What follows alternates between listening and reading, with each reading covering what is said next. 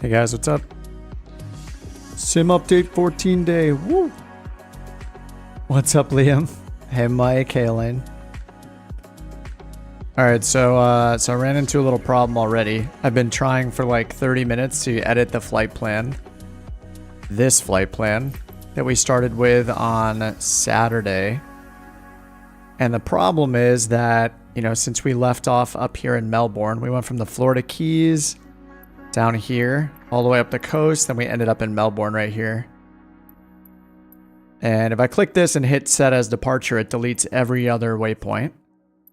And if I edit the plan file and delete all of the initial waypoints and update the departure information, it does not work. So I'm a little worried that I'm stuck. I opened the plan file and made the edits, and yeah, it just doesn't like what I'm doing. Fly point to point.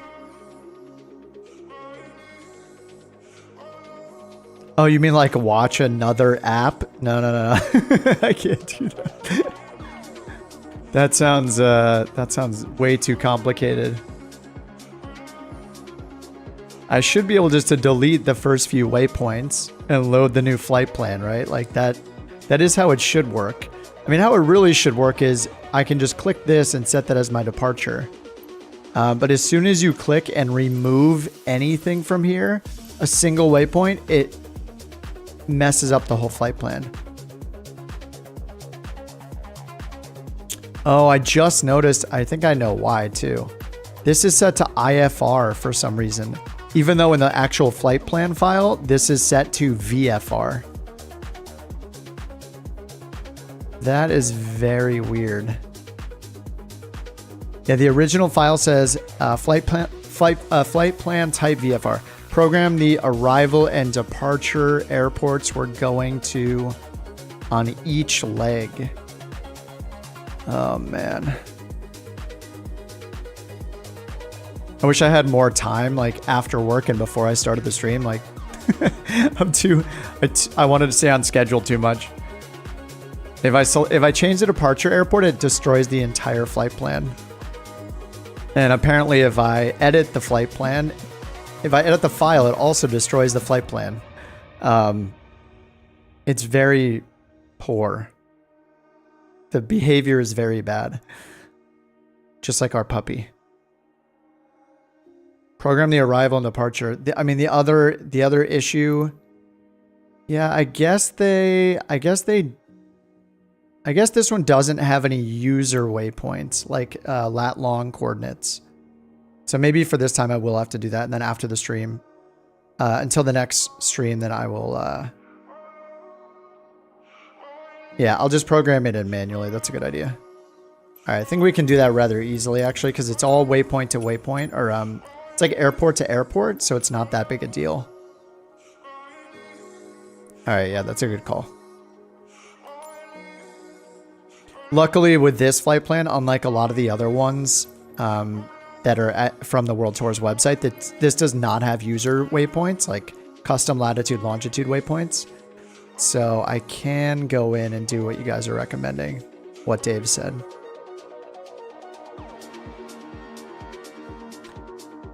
The G1000, no. You can't save or enter custom waypoints, but if you use the world map, you can actually type a latitude, longitude up here in the search box and add a custom waypoint that way.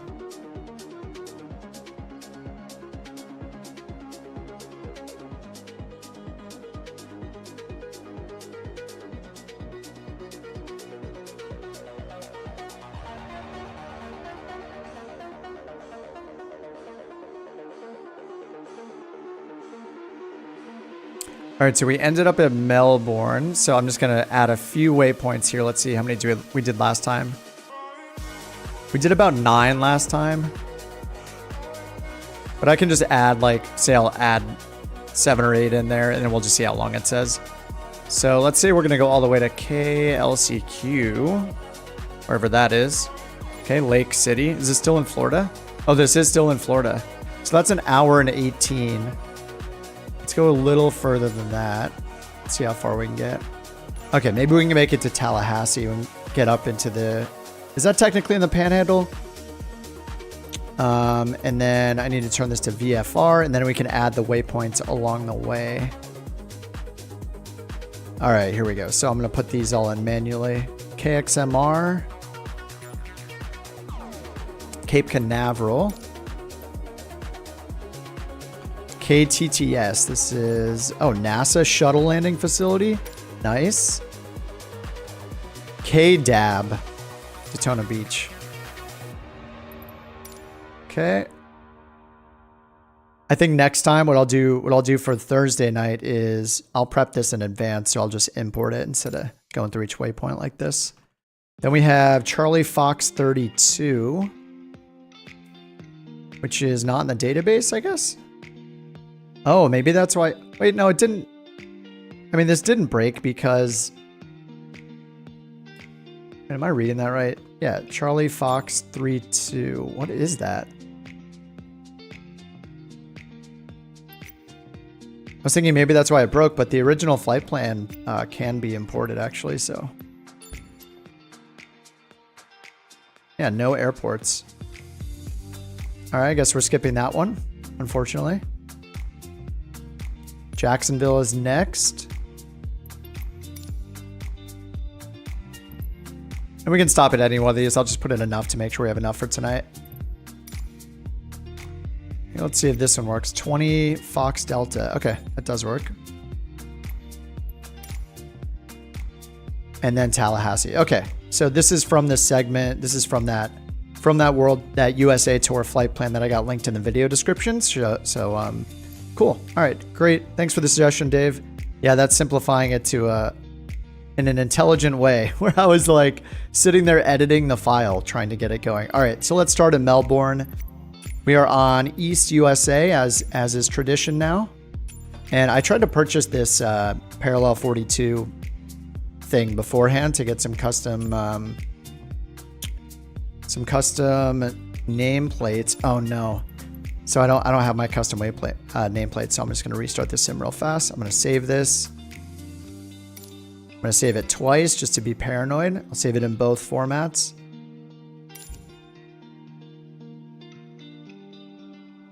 Okay, there we go. All right, let me restart this sim real fast. Sorry, guys. And then we'll start at Melbourne. Import through SimBrief. Through the charts, and then through the charts plugin. Wait, I actually did take a look at SimBrief. How do you import a custom flight plan into SimBrief? Here, I'll bring it up right now. I have share flight, new flight, close flight. Is there import? That's what I was thinking. I did try. I looked for it just for a minute. I was like, okay, I'll import it into SimBrief and then edit it there. Is it on the dashboard or something? Create, view, edit.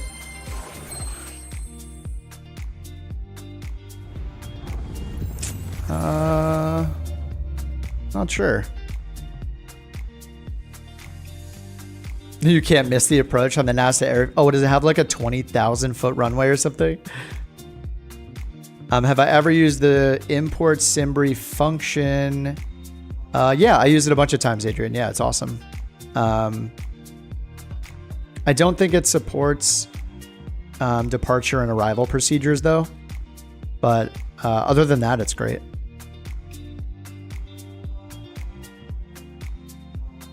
Yeah, I don't know that there's a way to... Either I'm just totally missing it or there's no way to import a custom flight plan. Like I see you can like generate a flight and edit a flight, but I don't see anywhere to import one. Even under saved flights, these are just ones that I've generated in the past.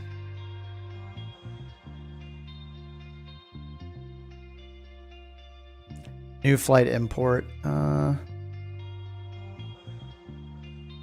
Text entries. I could enter the route. Like I could list like a. I could enter all the waypoints. Like I'd have to extract them all. That might be a thing I can do, is just go to the XML file, extract all of the actual waypoint names, and just plop them in here. That might be a good idea.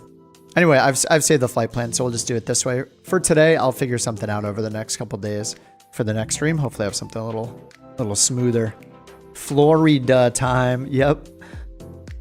We'll still be in Florida on Thursday, it seems like. Just updated the PLN files of the text editor. Yeah, that's what I did. Wait, did you actually edit the exact plan that I'm using, Liam? Because I edited that one. I took out the first few waypoints, and then I also updated the departure code and departure latitude longitude. And it did not import for me, unfortunately. Anyway, the waypoints will be the same, so it's fine. All right, let's import it again. All right, there we go. This is 2 hours worth. This is probably too, we'll see how fast we go. It's probably too much for today, but we'll see how far we get. All right, we're starting at Melbourne. And I'm just gonna, okay, cool. It's got me to ramp 15 already. And I'm gonna be in the SR22, of course, because it is SR22 day. And hopefully we don't keep getting this purchase error all night. You did not update the lat long, just the departure. And deleted the waypoints. Weird. Isn't it weird that it even has that data in there then, like for the lat long if you don't need it? Anyway, I'll try that next time. I'll go ahead and hop in here at parking. All right, we're at daytime. I'm just setting mine to early morning as usual, SR22 time. And make sure if you guys are going to join along, click on, why does it always change? Make sure you go to flight conditions, choose all players. I would recommend turning air traffic off. I want to save some of your frames. And then live weather and time, but then I just moved the time, make it daytime. So we can actually see stuff, and then USA East in the top right. All right, gate 15, ramp GA small, let's go. We usually don't fly together at nighttime, so it's a new thing. I think it's doable to complete the coast to coast thing by hopefully a little past New Year's. I think it'll take us, I'm doing it 3 days a week. Saturday was the first day. We got like what, 10, 11, maybe 12 more for December. I think it'll be into the middle towards the end of January before finishing it, doing it 3 days a week. Who knows, maybe I'll end up doing like a marathon one on the weekends and do more than 2 or 3 hours. We'll see how it goes. All right, Melbourne.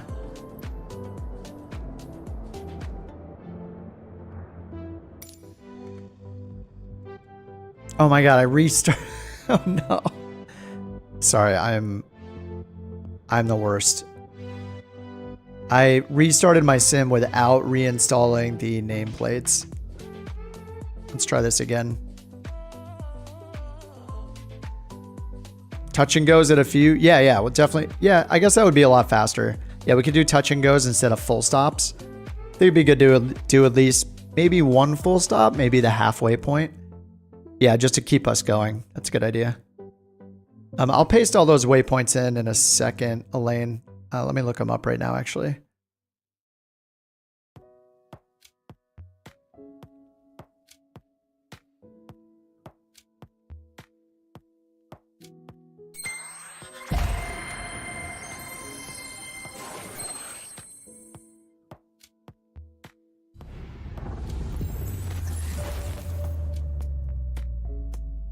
Oh, weird. I think maybe that is so weird. So I saved out the PLN file just from like the 5 or the 10 waypoints that I just added.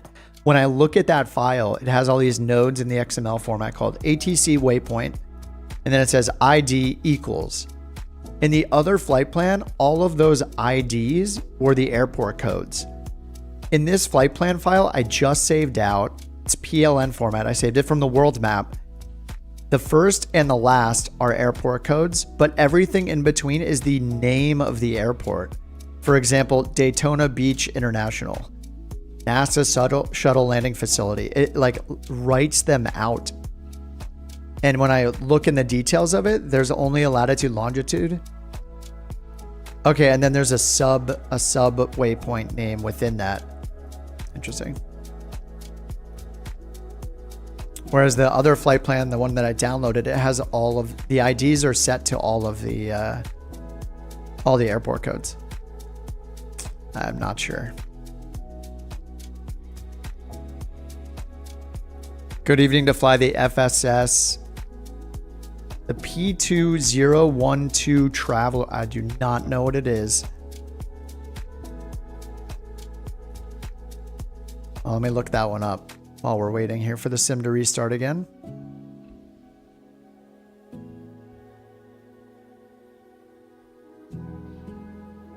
The Traveler. Technam P2012 Traveler.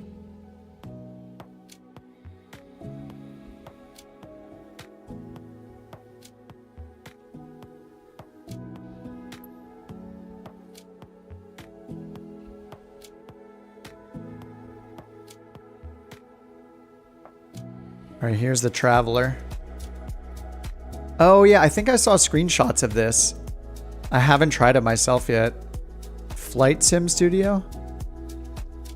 That's a cool looking plane.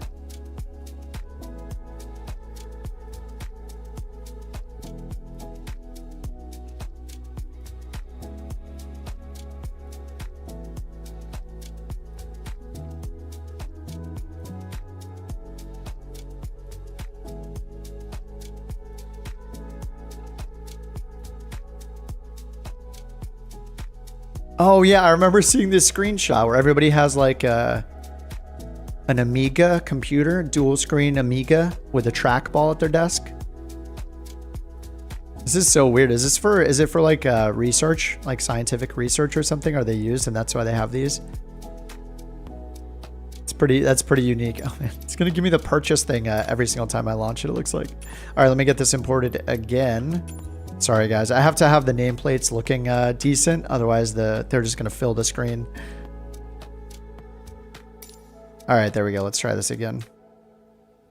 All right, parking 15, Cirrus SR 22. There we go. Let's go again.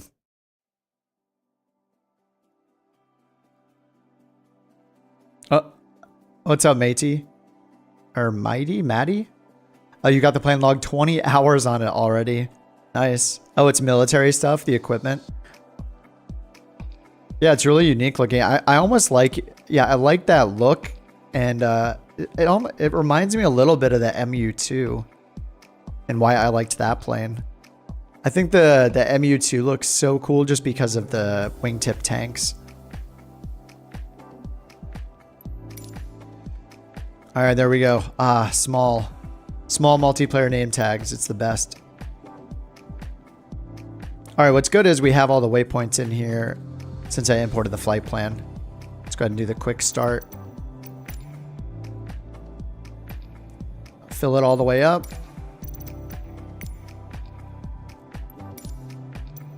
Actually, do I even need the quick start? Battery 1 and 2. Mixture rich. Open that a quarter. Turn the ignition to start. That should do it. Let's get our nav lights on. Strobe. And I'll get our landing light on since we don't have taxi. Pitot on.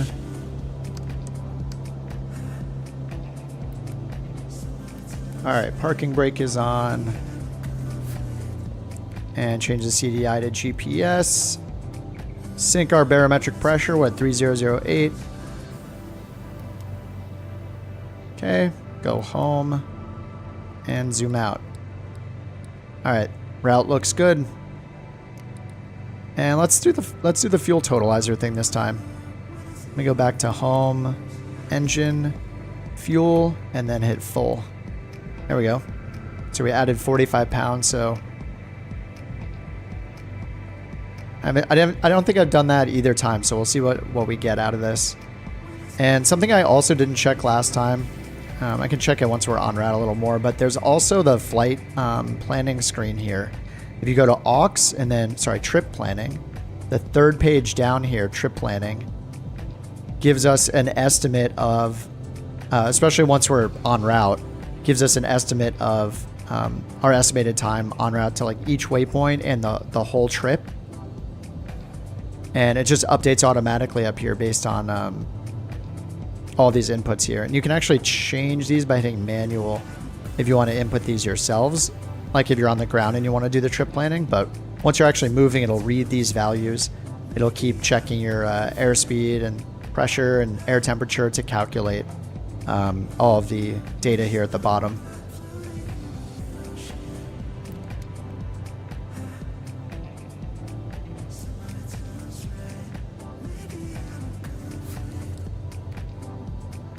All right, let's check our METAR real quick. See oops. See which runway we should use. Winds are 290 at 6.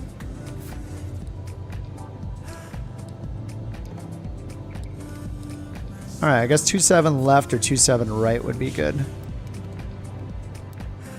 right, I'll just set mine for 27 right, which is kind of right in front of us, over this way somewhere. All right, parking brake is off. Let's go. Twist axis time. I was gonna put my rudder pedals back, but since I moved my desk, I don't really want to have to set up like something behind them. Like I basically had like a piece of wood on the ground that was a like perfect length between that would go between the rudder pedals and the wall, so I could kind of put as much pressure as I wanted on them. But I'll have to figure out how long of a piece of wood I need now with a new desk. Probably have something laying around I can use.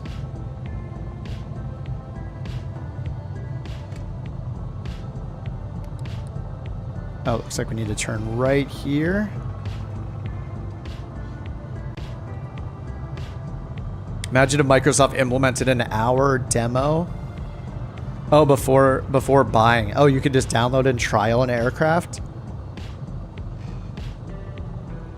And that would probably impact sales quite a bit, just because, I mean, I don't know, first impressions on a plane, some of the times you'll just like, even if it could be user error, or it could just be that you don't like the plane, but what if you're just like, you have a bad experience flying it? You're just like, nah. Or you get it and it's like, it doesn't sound quite as good as I want it to. Done. I feel like people would be so critical if they could do that. But then again, it would really make it so developers couldn't really skimp on anything. Like they really have to impress people. I don't know. That would be interesting. That would be kind of cool.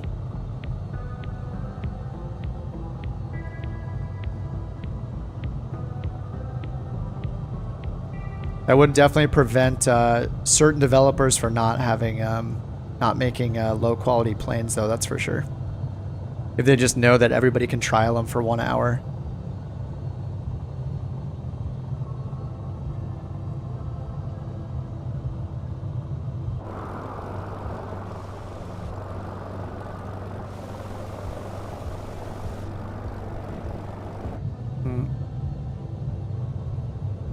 So how did you guys do on your sim updates today? Or is anybody still updating? Was it quick? I think I saw Delta or somebody on I think it was Delta on Discord said his finished in like less than 30 minutes and he was not on the beta, which is pretty nice. But I also saw you guys posting about Microsoft acknowledging there were some problems with the download servers. So I'm going to 27 left, Liam. It took too long. True story.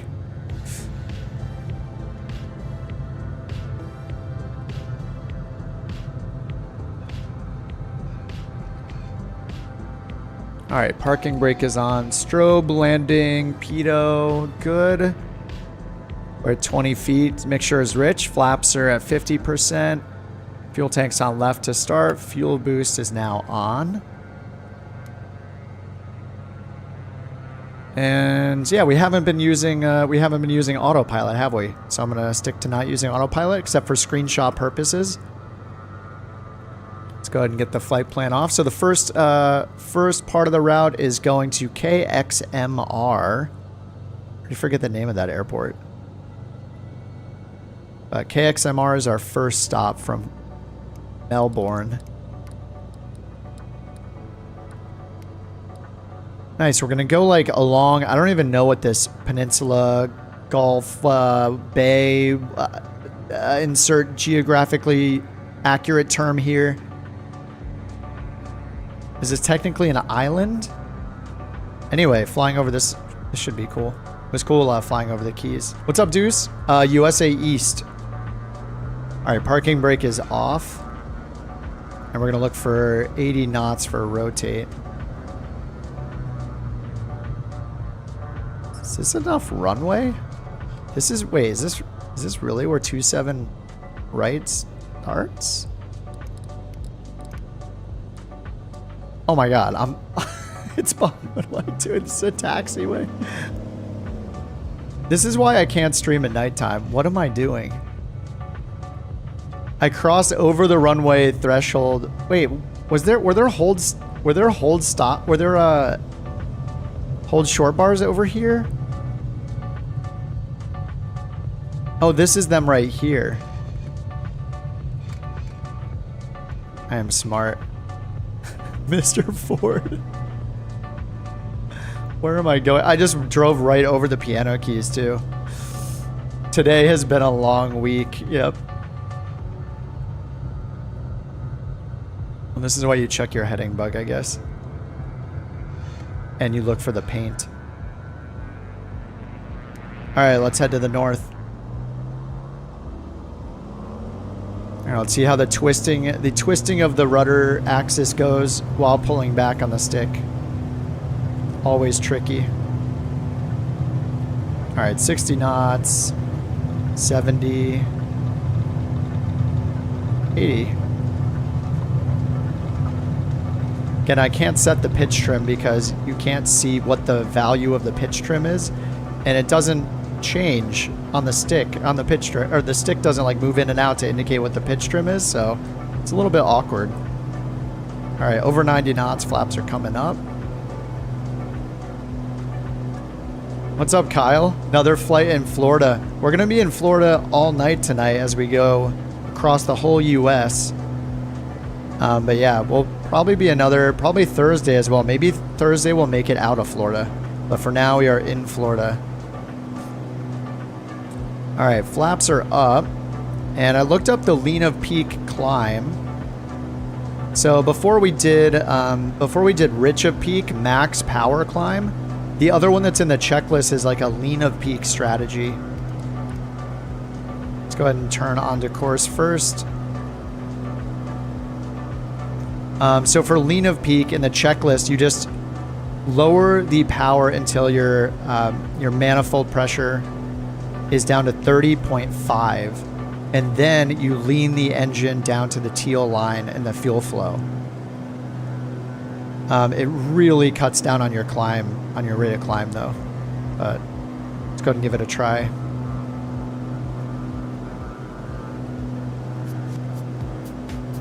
All right, our first airport, we're going to KXMR. I forget the name of that one. That's not the NASA one yet, is it? So rich of peak, all we have to do if we're going full power is leave power at 100%. And then all we have to do as we get higher and higher in altitude is just keep our mixture in that green band right there. So the green band will go down more and more. The green band will go down more and more as we get higher in altitude because we require less fuel in our mixture as we get up to maintain the same performance. And then the lean of peak technique is you bring this, and this is all on the checklist, you bring your power back until your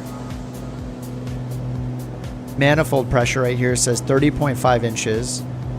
So there's 30.5, and you can see when our power is that low, it introduces the little teal line right here.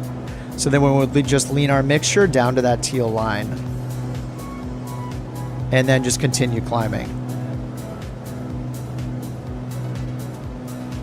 So there's just two different ways we can do it. When I was doing this earlier, oh, and also something on that checklist is that they say to maintain 120 knots or greater.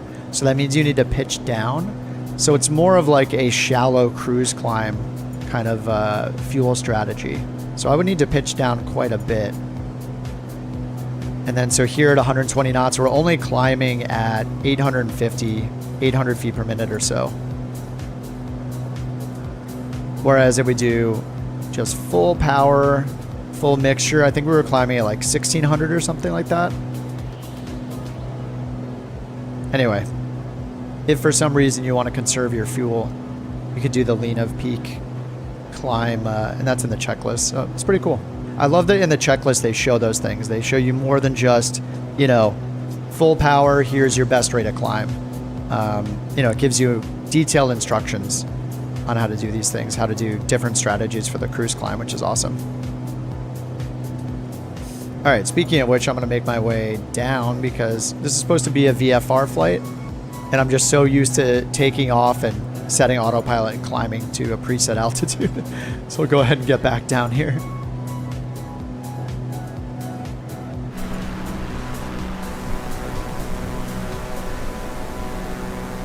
It's so nice seeing you guys again. You know, the beta is great, but the beta keeping us apart, it's very mean. Is the vegetation red from an add-on? It's probably from an add-on. I haven't used the default sim vegetation in so long that I don't know what kind of updates have been made to it. I'm using the Rex AccuSeason Advanced, and it goes on a week-by-week basis for the for all the vegetation and the terrain. Like, it recolors the terrain underneath it as well. So if you're on PC, it's one of the, I think the two must-have add-ons for like all of Flight Sim, for Microsoft Flight Sim, are either Rex AccuSeason or like the Bijan trees in the marketplace. One of those two, and Navigraph. Those two things. Nice, Dave. I should get back down to the ground over here. What's up, Hog? Oh, I don't know where we are because I'm not familiar with Florida. Let me turn on the landmarks again so we can see what cities we're passing by. Maybe I'll learn a thing or two here. Landmarks and city markers on. There we go. We're just flying. Started this on Saturday, so this is session number 2, I guess, day 2. And I just realized that when I'm looking left and right, I can't fly the plane. It's locking me in. I'm moving my stick wildly right now, and nothing is happening when I don't think that was a thing before. Could be a key binding issue, but that's why I was in like a steep left bank a little while ago. But anyway, we're following a flight plan off of the World Tours flight website. I put the link to the whole thing in the video description, but we're starting from Melbourne in that flight plan. And I think for the most part, I'm planning on all the streams in December. Every single stream, just gonna continue this. I've never flown across the US in the sim, so, you know, it's gonna be like a holiday challenge. And it'll probably last until like the middle of January or so. Mattering how many hours I put in, especially on the weekends. But it would be really nice to finish it by the end of the year, but I'm not sure it's possible.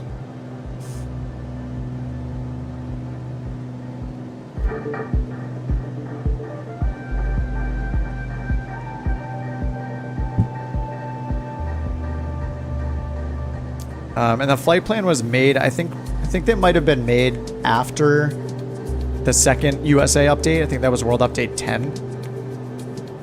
It's meant to highlight a bunch of the new landmarks and, you know, city updates and things like that were in those updates.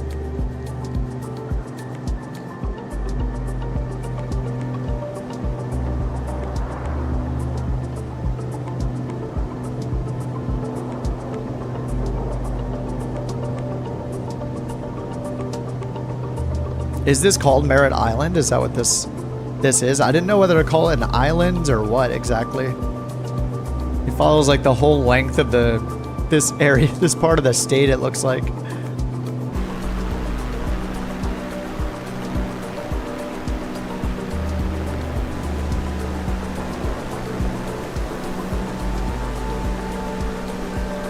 What's up, Trip?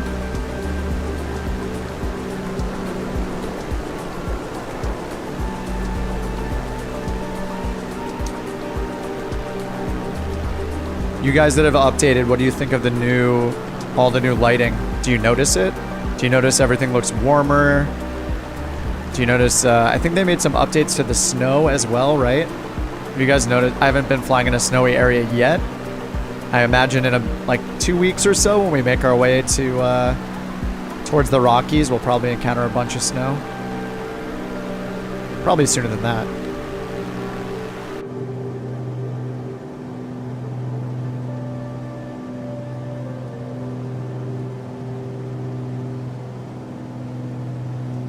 I really love the Target fuel flow band here, and the Target lean of peak mixture marker right here in teal. It's just awesome.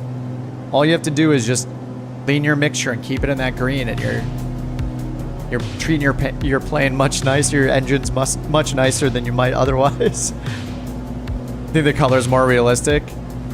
Yeah, I didn't notice it when I was in the sim myself, but like when I look at the before and after, it's subtle, but it's very noticeable when you look at a before and after. Hey, Robert, thanks for subbing.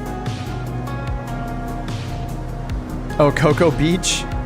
Oh, looks like some of my shipping add-ons are working too. I don't think that's a default. Yeah, I don't think that's a default ship there. Maybe it is. I have some of the add-ons for like, what is it called? Like global shipping or something like that. I have a few of those.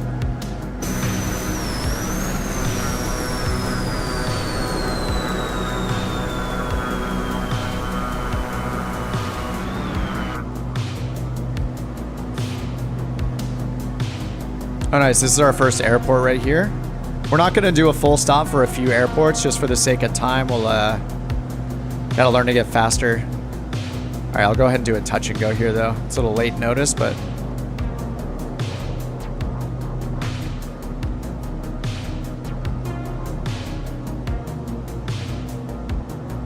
Yeah, I don't know. Maybe I might have messed up my controls, because whenever I look out the side, I used to be able to turn the plane still. I can't. I'm trying to use my ailerons right now. Can't do it.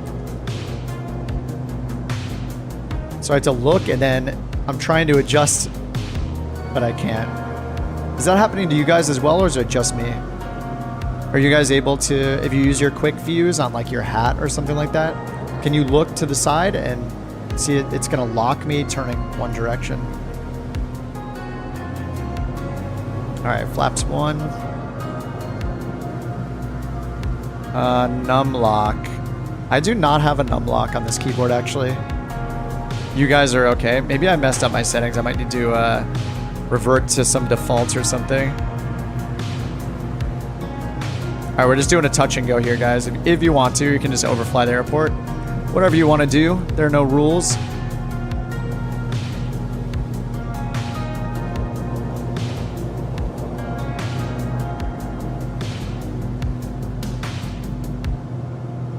I want to look up which airport this is. This isn't the NASA one, is it? Oh, it is. NASA shuttle landing. No, wait. That's KTTS. Oh, that's just north of us. This is Cape Canaveral. Skid strip.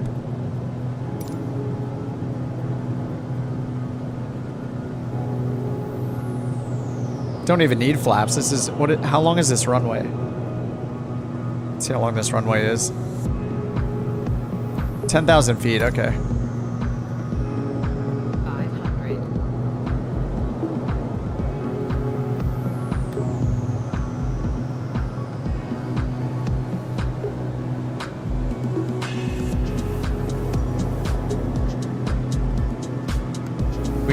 I got a 9 to 10 knot headwind here. And 4 knots from the left.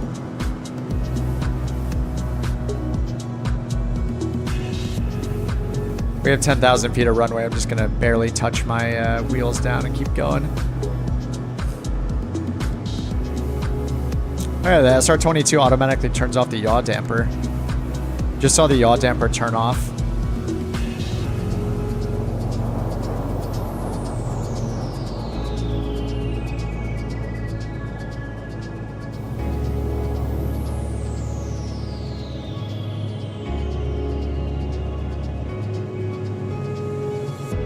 We're just floating for days.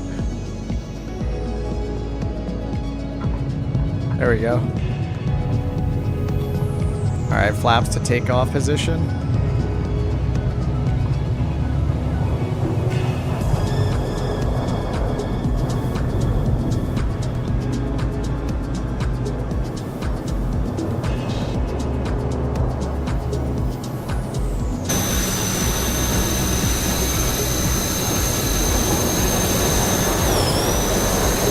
Bobo.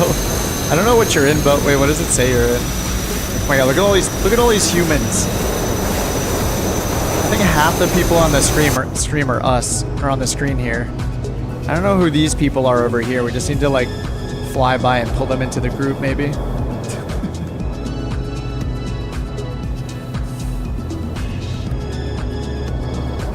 I was floating so long there. We had like a good 8 knots or so, 8 knot headwind on the way down.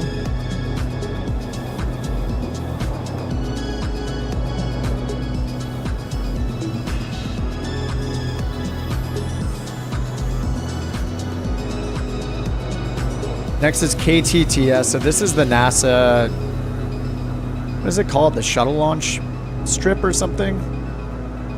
Shuttle landing facility. Titusville, Florida, KTTS.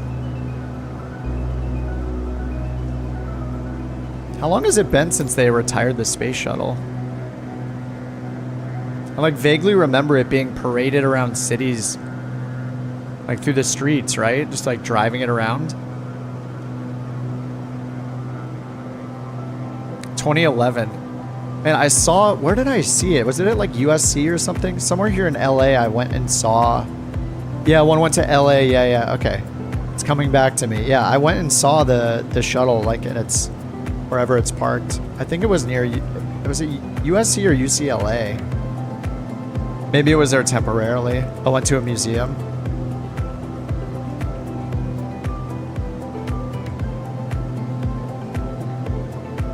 It was a trip seeing that piggy backed on some huge jet flying around. Oh yeah. Oh man, the fog looks so... Is the fog improved too? Does the fog always look that good? The ground fog looks... It seems like it looks better than it used to. That looks really good.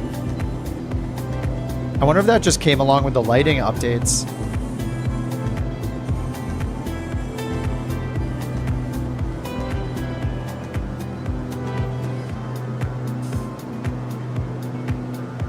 Is this the landing strip right here?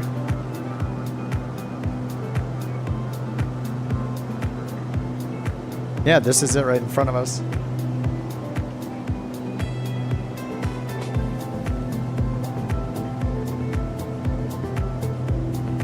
(14,994 foot runway.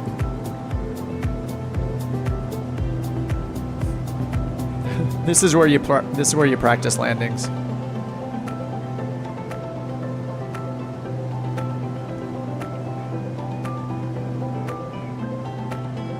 Oh, the other one went to Nevada.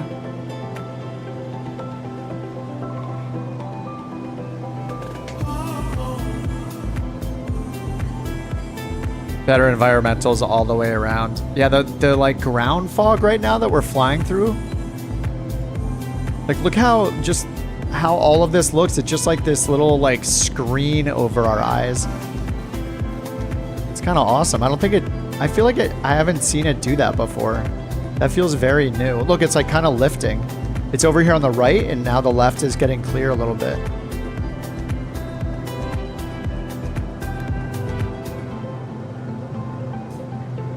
Here, let's see how this thing slips.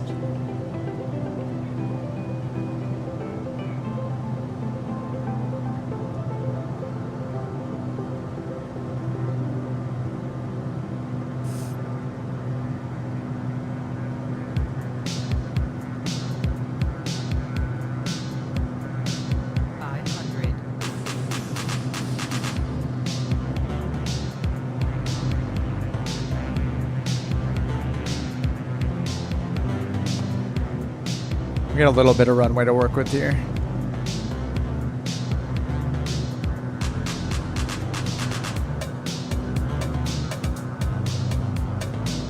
I just have takeoff flaps in. No landing flaps, landing at 100 knots. Oh, I'm frozen. I'm completely frozen. And I'm not frozen. All right, cool.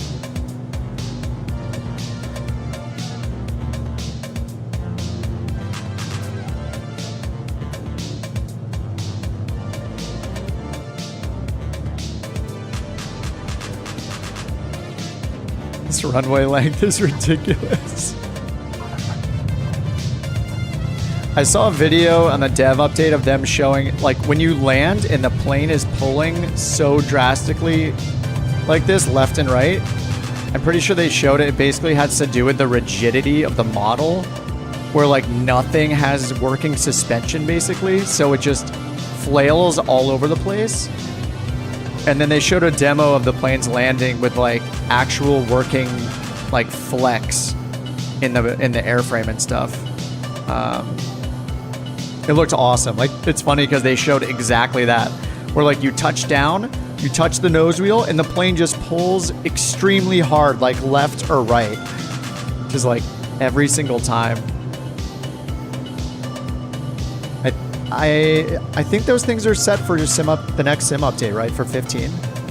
Oh, is that 24? Is it 2024 or is it the next sim update? Man, 2024 is too long.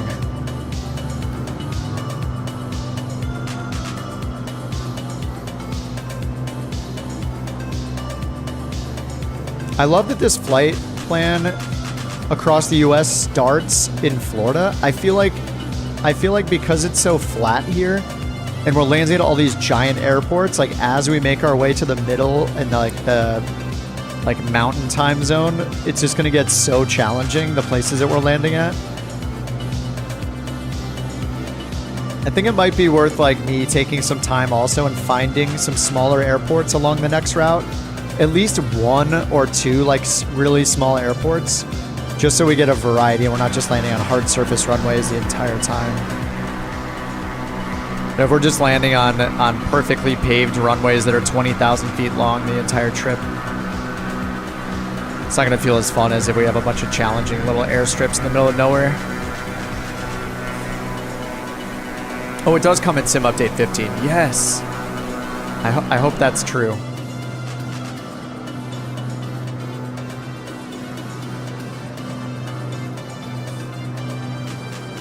Gotta bail out. Kind of spun out on the runway. Yeah, me too. That's that Flight Sim 2020. That's a Sim Update 14 spin out. Sim Update 15 though. All right, Liam, take it easy. Hope you have a good night, man. Thanks for hanging out.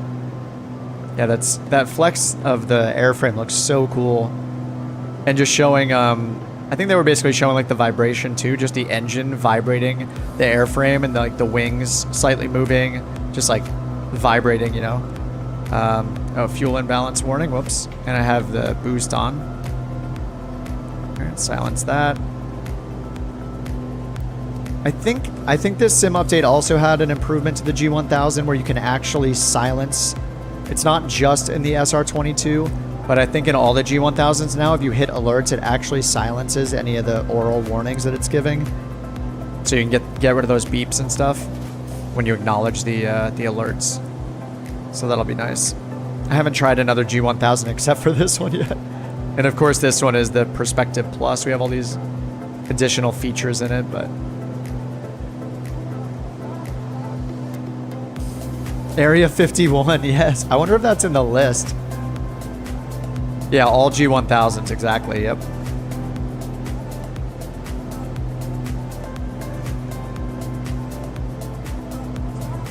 I like this guy in front of us. His name is just Squirt.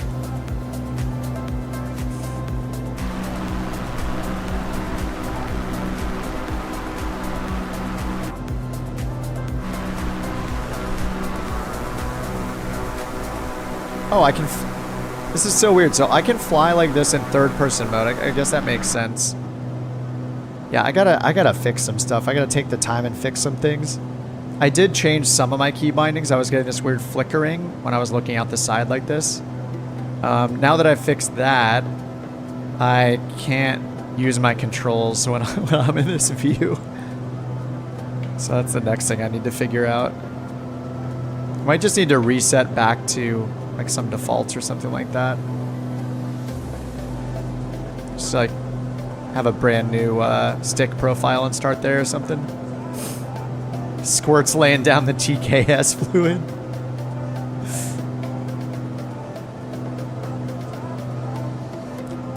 Using the TBM 930, he doesn't have that kind of tech. Not for real. Not the way the SR22 does. Alright, let me get down lower to the ground again. I'm so bad at staying low. I always just take off and go up to cruise. I mean, it's more realistic, I guess, that you would, you know, have some kind of altitude here instead of being flying low to the ground the whole time, but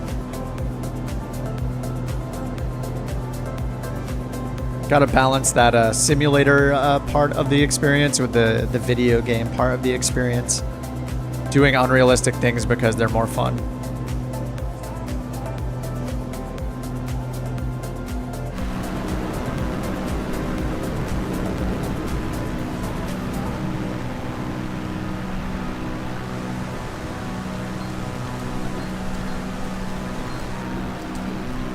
What's up, Mike? Oh, the showcase camera hitting C toggles controls. Oh, let me see.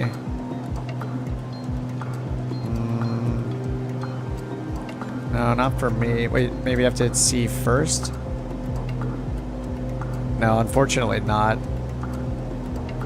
I think the issue is that I started with a brand new profile for my new flight stick. And then I set everything manually, like all of the axes, all of the buttons. I think on my other one, it just had a better default profile. Maybe somebody has like a profile that's done for it already.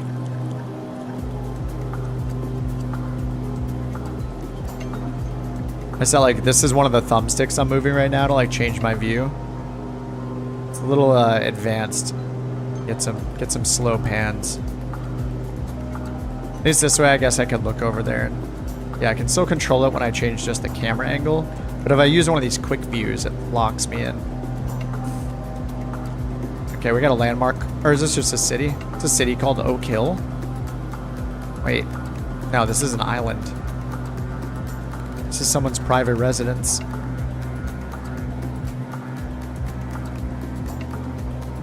I didn't realize that the yaw damper on the SR22 turned on and off automatically, but it does.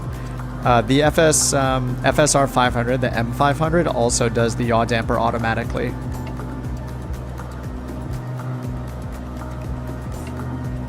It's a really nice feature. One more thing to not have to worry about. Thanks for the sub, Jeremy. Yeah, maybe I'll have to look online for somebody with a Virpil. See what their profile is. See if somebody has a profile they shared. All right, this is Oak Hill, I guess. Is there a house down there?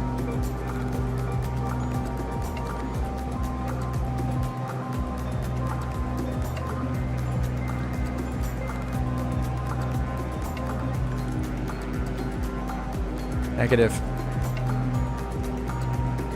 500.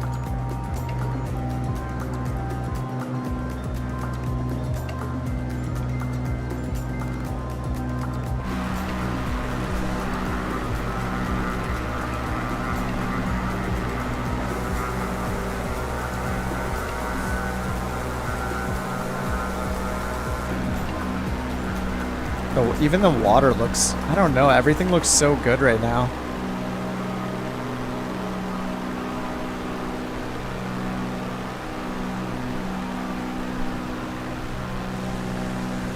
I mean, I guess that's just like lighting improvements, like, are probably one of the most effective things you can change to improve a game, right? Like, I just think about like ray tracing, for example. Like, you enable ray tracing in a game, it just changes it completely. Like, the quality is just a step up. But, you know, if you think of it, it's just like a lighting improvement. You know, even just changing how the light temp, like the color temperature and everything is when the light goes through the clouds, and different times of day. I don't know. Smart change. Everything looks awesome.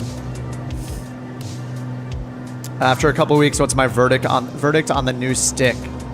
It's definitely great for Star Citizen. I mean, you need more buttons and controls. I think I was just so used to the Thrustmaster. It was my world, you know? That's all I had. That's what I used. I got used to it. And it was enough for me. Let me check my sound settings real quick. Sorry, guys. Okay, I did move these down. Man, planes are so loud. Other aircraft. Guitar Lord's VL3 blasting my eardrums. I mean, it's the vertigo. That's what it does. But yeah, I would say like it doesn't. I don't know how to describe it. I'm just so used to. I was so used to the Airbus side stick. I still have it here. Like I haven't gotten rid of it or anything. I was using it for years, sitting on the desktop, right? So you have to like put the weight of your hand or your arm down on it every time you're using it. And I just got used to that. So now that I have like a Virpil and it's mounted to the desk and it's got that nice base, it's like so smooth. The thing I don't like about it, or that I'm having to get used to, is just how like form-fitting it is, you know? Like it's got all these curves and angles to it. I'm just used to the simplicity of the Airbus stick, so I like still have to figure out where to like wrap my hands around it at times. It's just kind of a lot. I mean, it's clearly better quality. It's just taking a lot of getting used to.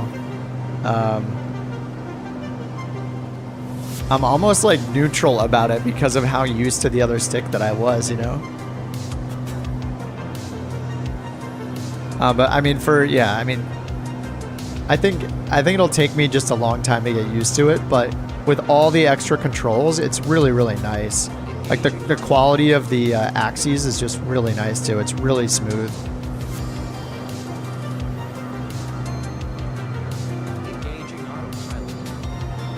See right there, I keep hitting the wrong thumbstick. I keep engaging autopilot by accident because I have like 4 hats that I can use. And I hit the wrong one. One of them I set like up to autopilot on and off, and you know, down to like yaw damper. So all right, let's see what airport we're going to next here. Oh, it's coming up right here, Daytona Beach. All right, Daytona Beach, METAR, winds are 270 at 4. We got a runway 25 left, 25 right. Those would be preferable. 25 left and right. And ILS for 25 right is a 252 heading, so we can do OBS. My favorite. OBS on a 252 heading. We hit the course button down here, and we use the outer knob here to set our course. 252. 265. All right, 252. There we go.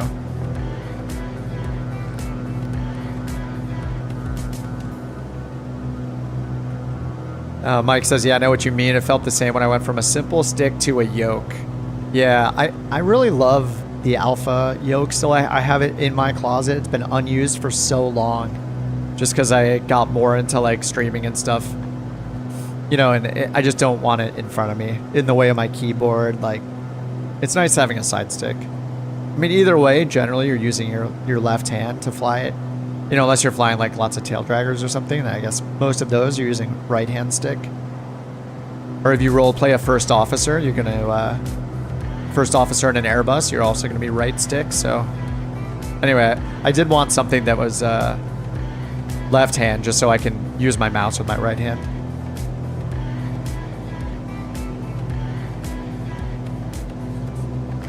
All right, Daytona Beach.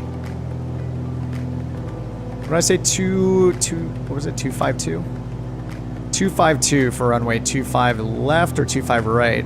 25 left is 3,000 feet. 25 right is 10,000 feet. We're gotta go for the little one.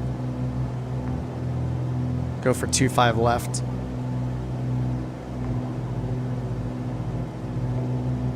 I think the weirdest thing about this stick is that I can't grip my hand all the way around it. So think of like the letter C. Your hand can't close completely. It's basically open in the shape of the letter C. Like it's open on the right almost.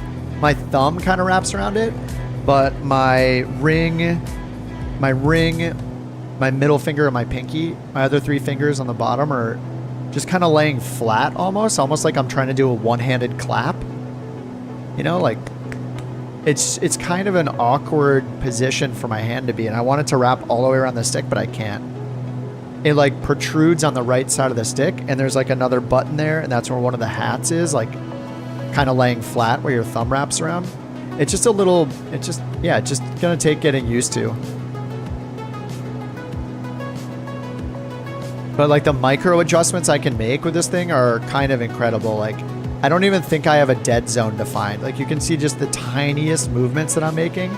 If you can even see that on the stream, like just the tiniest movements. I'm barely touching it. So it's really impressive, like the quality of the components, you know. It's great.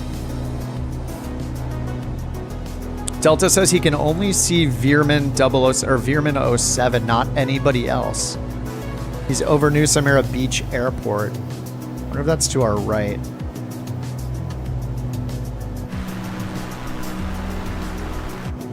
See, I don't think I've seen you, Delta. Let me see. I see Veerman over here and Hunterson. I see, oh, Delta, I see you back there. DC3, you're behind me.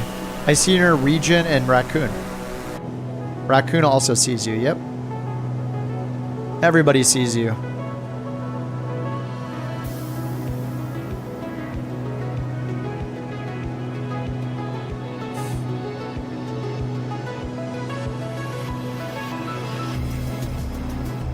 All right, next touch and go, Daytona Beach.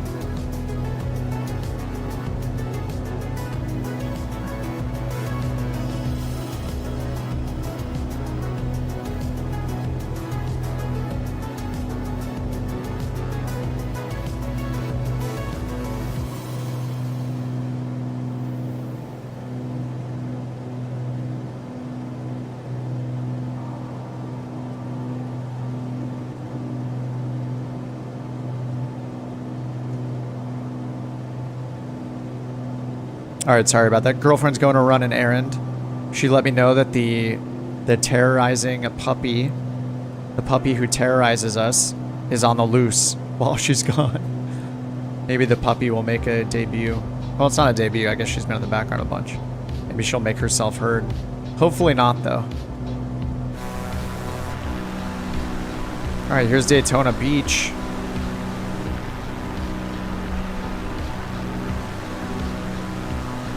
Does anybody live in this area of Florida? Is it really this? Are the trees really this orange there right now? Or is Rex AccuSeason telling a giant fib? Because man, this is very orange. I'm pretty sure I have the first week of December installed. And it has a week by week changing of all the foliage and the ground textures and stuff. The color, the ground painting or terrain painting.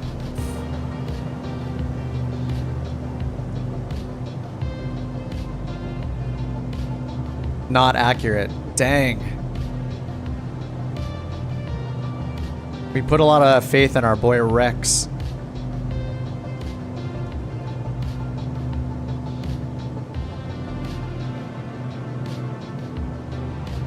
That's a bummer. I mean, it looks cool.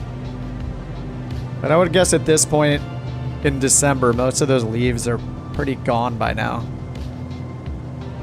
I don't know. I haven't spent much time in Florida. I think I went to Miami once. I went and did the Miami Beach thing once. Wait, was it Miami Beach? I think it was Miami Beach. It's been a while. Or what's the one that you go over a giant bridge? It was really nice though. But yeah, I know pretty much nothing about Florida except oh, Florida's still green. Oh, nice. Yeah, some of it's green, but like very little. Only over near the water over there.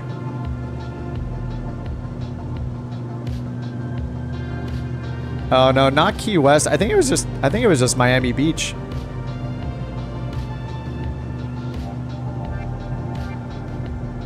All right, here's 25.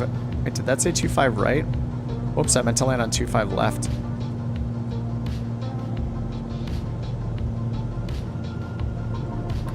Oh, I didn't have my landing flaps out either. It's like, that's why we're floating so much. What's up, Chris?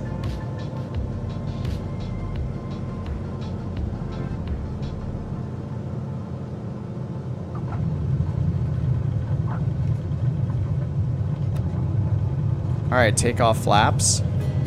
Full mixture. Full power.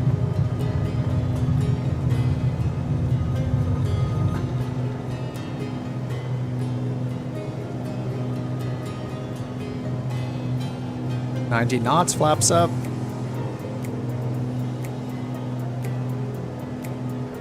Sounds like a pro pilot. That's me.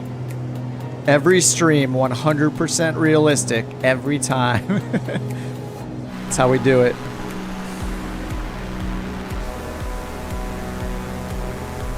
Oh, there's the little one over there. Delta's at the little one. Oh man, that thing is invisible. Make a couple S turns.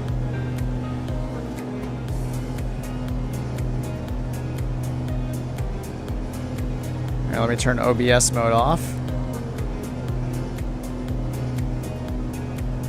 We still going north? Looks like we're still going north. What the? What is that line?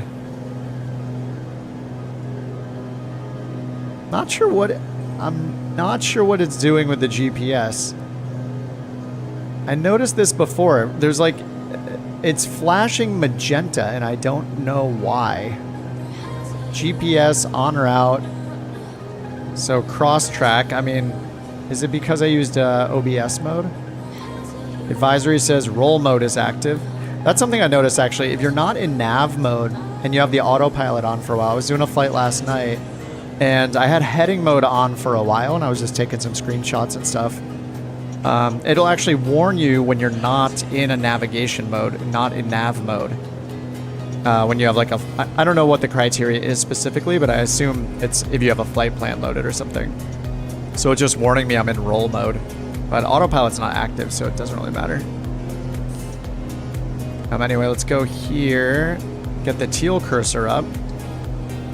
Yeah, I don't know what the magenta cursor is. And I'm just gonna go to menu, enter to activate that leg. There we go. Now we're back on track.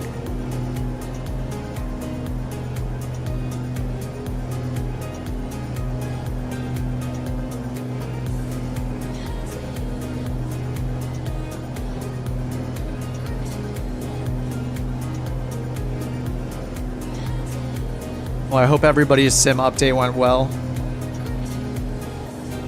And I think my understanding of the beta seems to have been correct. I couldn't find the evidence for it, but I didn't have to update a single thing, as far as I could tell. Like I turned the sim on. It was kind of taking a while to start the sim, so I went and I got a hamburger, and then I came back and it was done. It was like at the dashboard. And I did nothing. I didn't click a single button. It wasn't waiting for me to click update or anything. It just worked. So I didn't opt out of the beta or anything like that. So it was really nice. It just started up and it was done. I bet that's probably why... Was it on Monday that they did an update? It was either Sunday or Monday they pushed out a really small update. Probably in prep for Tuesday. And I assume that just made it so we were on the version that was going out. So it was really nice.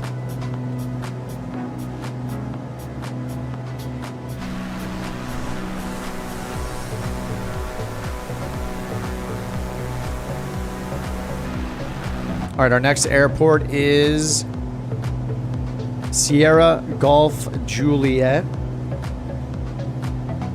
SGJ. What is this one? Northeast Florida Regional. And the preferred runway will be, I don't know, either 24. Let's see, the winds. It's a pretty short runway though. I don't know, 2,700 feet. It's pretty good for the SR-22.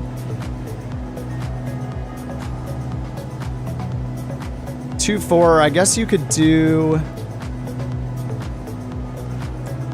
Oh, I guess you could do 3.1 if you really had to, if you need 8,000 feet. I'll probably end up landing on 3.1 anyway, because I'll just be like, oh, hey, big runway. There we go.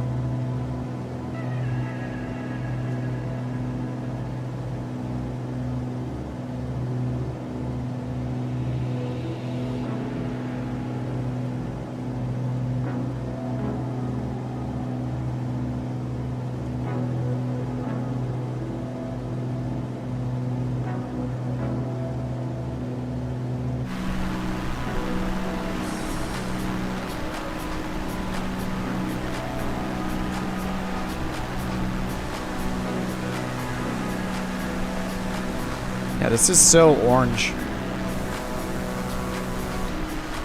There's some little patches of green, like over here. Actually, those aren't even trees.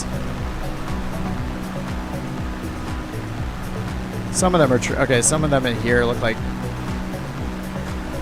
Yeah, a little bit. It's so weird.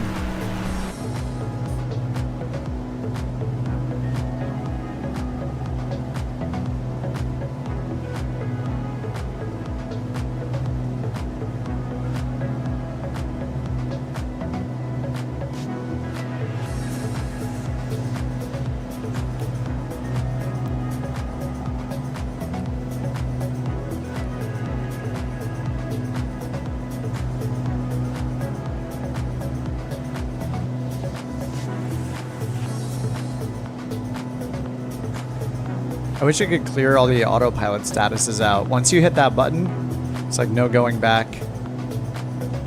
Just turn the batteries off. One thing this plane does not have is functional circuit breakers. So can't just pop that one out for the avionics or the autopilot or something, unfortunately. It does have cup holders though.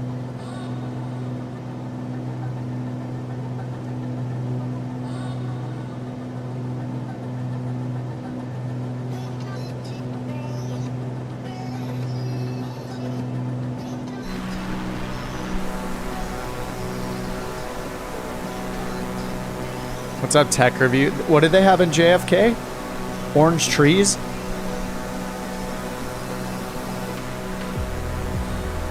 So maybe that's the downside to Rex. Maybe you have to like, maybe you have to advance it by like a month or something like that to get the realistic trees. Yeah, I'm pretty sure I have this week's terrain installed. Foliage and terrain. Any ashtrays? Oh man, I hope not. If there are ashtrays, we're gonna have to pull the caps. What we're gonna do is get on top of the plane, and then we're gonna reach in, we're gonna grab a hold of the parachute cables ourselves, and then we're gonna pull the caps, and we're gonna fly away and just let the plane, we're just gonna ditch the plane.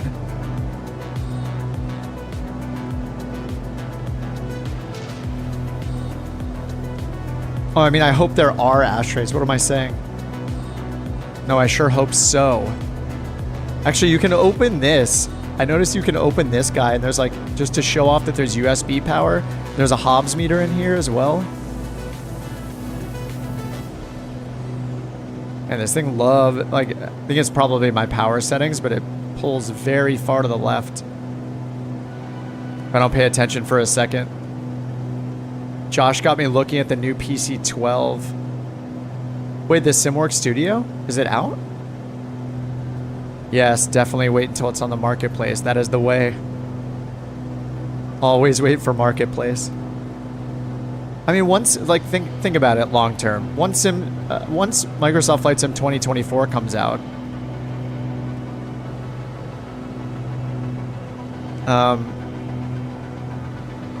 I mean, just how many different websites do you want to go to download your planes, you know?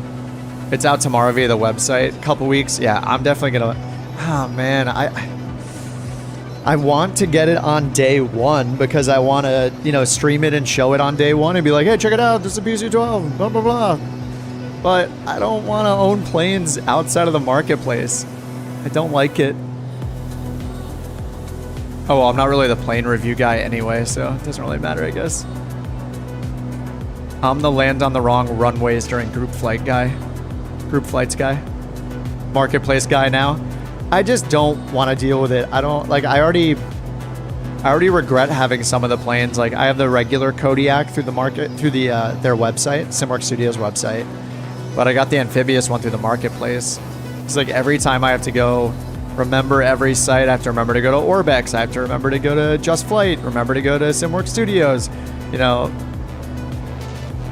which you have to go to so many different websites and all of them have different activation. Like some of them, like Just Flight, make you log in to the installer with a username and password every single time you install a plane. You know, it's so many steps for a couple weeks of patience, you know. I'd rather just have it in the marketplace. I know that's probably not the best for the developer, but yeah, and I know you don't get the updates as quickly either, but it's just not that important to me. I'd rather have the long-term convenience of just pressing download one time, pressing update one time and getting all the plane updates that are available. But I realize like it's probably better for the devs that you buy it through their site. I'm sure Microsoft takes a cut like any online marketplace does, so I understand that as well. There's also the chance that, you know, who knows in 5 years from now if I'm still going to be gaming on a PC. Maybe I won't game as much. Maybe I'll end up more casual on an Xbox and be happy with that. I want all my planes. I don't want to pay for them again. If I get them through the marketplace and they're available on PC and Xbox on my same account because I bought it through the Microsoft store. So yeah, there's also that convenience too. I mean, I have a friend that I played Destiny with who recently built his first PC, and this isn't an option with Destiny, but for him, he would have to rebuy all the expansions that he bought on his console, on his Xbox, if he wanted to use them on PC. So the fact that you can do that with the Flight Sim and just keep it all in Microsoft, in the marketplace, in the Microsoft store, and play multi-platform, it's kind of awesome. You know, I was a console player for a while. I was a PC player for a long time. Then I just kind of stopped gaming for years and years, and I was just playing console here and there. Happen to be back on PC now, so.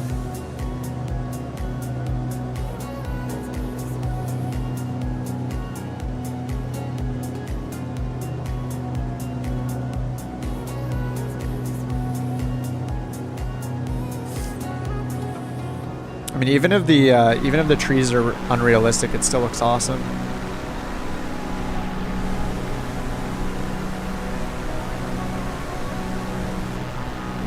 Wait, where did Med just go?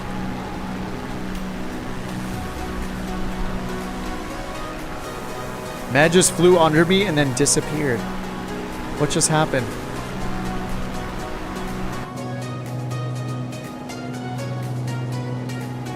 I gotta unheart this song. This song's a little cheesy. There we go. Next song. A quantum computer, a quantum PC. Which console? You know, Xbox 360, of course. Then I switched to after the 360. What did I get? After the 360, I think I got was it PlayStation 4? The original one? Because that was over 10 years ago, I think that console came out, right? Then they released the Pro, and now I still have the PS4 Pro. Yeah, 360 was the best. I remember being so excited when they released Kinect. Do you remember that? Where it tracked your motion. I thought that was the coolest thing. Like a predecessor to VR. The Kinect was really cool.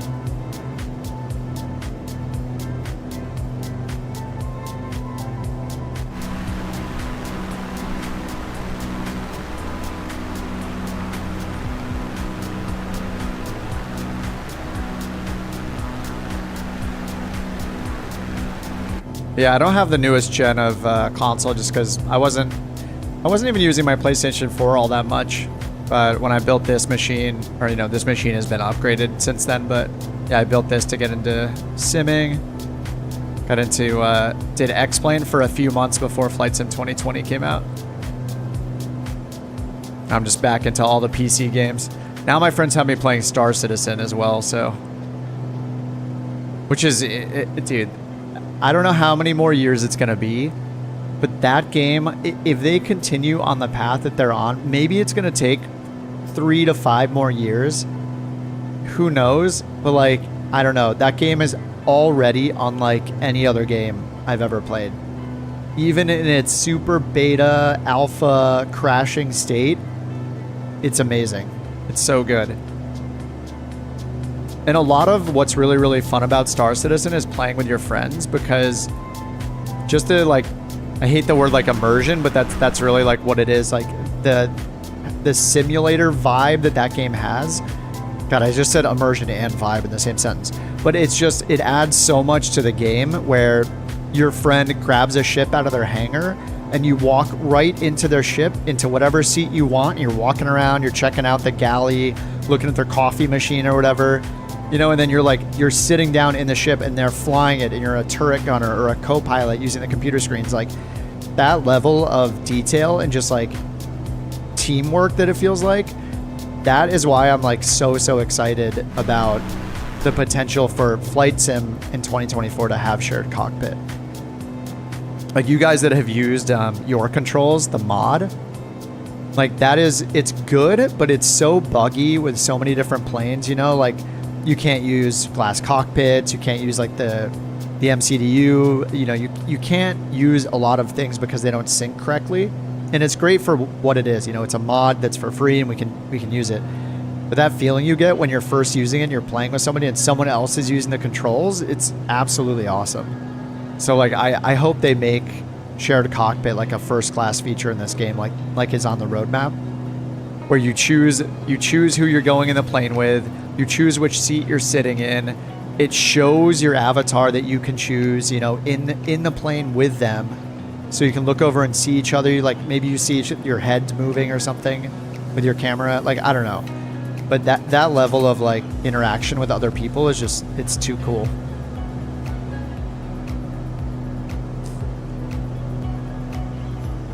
You're gonna have like virtual CFIs in the cockpit with people, you know? Yep, KSGJ. Yeah, if you're in doubt, just fly towards me.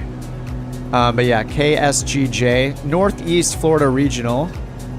So I think 24 was the preferred runway. It's 240, only 3 knots. 240, so there's a runway 24, or there's an ILS on 31. That's at a runway heading of 310. And that's a really long runway, almost 8,000 feet.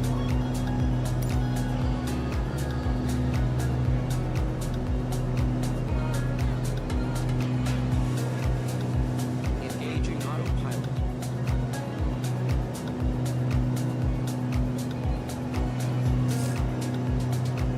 We're pretty close. Can I program in an approach? And I don't want to do that. All right, OBS 310 or 240, either one. Set our OBS course here. Actually, I'm not going to do it this time. Turn off OBS. I think it messes with the flight plan after, you know, when you do like a touch and go. It seems to mess with it a little bit because it's expecting us to like finish the flight plan. Use the OBS to land. All right, get that autopilot back off.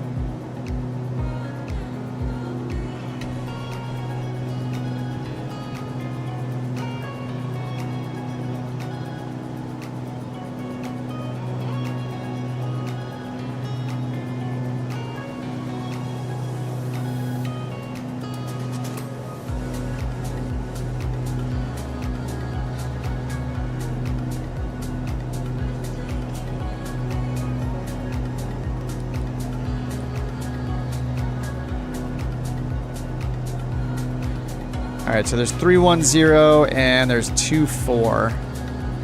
310 might be good just because it's, we're just gonna keep heading in that direction after we land here. We're gonna keep going north. So 310 will be fewer turns once you land. Yeah, the future potential is rad. Yep, Yeah, I really, really hope they pull it off. The TechNam will not work with the new update. Oh, does it, is that a marketplace purchase or not? Yeah, sometimes, you know, every single sim update, it's possible that you have something either from the marketplace or from in your community folder that doesn't work with the latest update until it's updated. It doesn't matter if it's marketplace or not, really. Nacho cheese version of Florida. Yeah, I don't know what's going on. Apparently it's very green right now.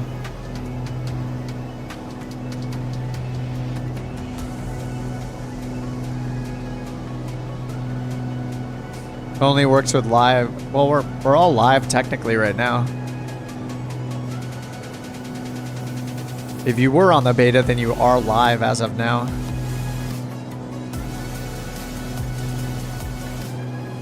Or are you saying that they have a beta version of the plane? Is that what you're saying? Like the fly-by-wire has a development version or whatever?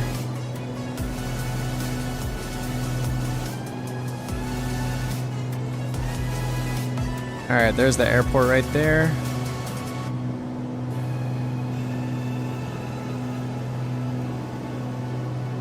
You have to be out of the beta.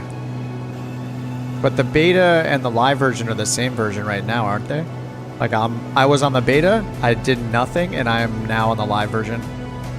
Or do you mean if you don't... Actually, I don't even know if the preview is available right now, is it? Yeah, I'm not sure. If you go to like Xbox Insider Program, can you even download, can you even opt in or out of the beta right now? Oh, the option's still in beta. So you have to opt out using, you're saying you have to opt out in Microsoft Insider Hub. That's interesting. Gotcha, gotcha. That's kind of weird that that's how it is.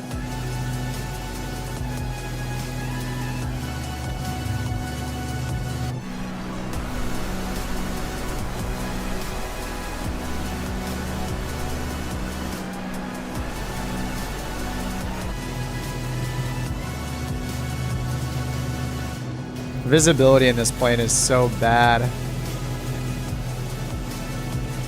Like, right, you just, so much of your view is just taken up by this right here. It's like, oh.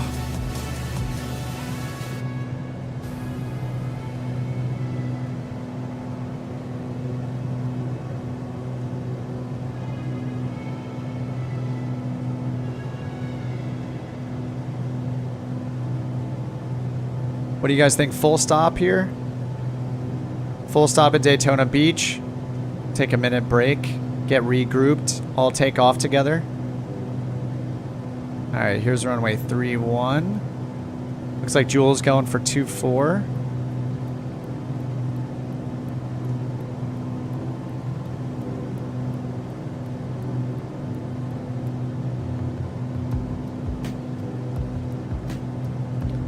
Is it a 15 knot headwind? 15 knot headwind on runway 31. No crosswind yet, like maybe 1 knot here and there from the left side. 15 knots.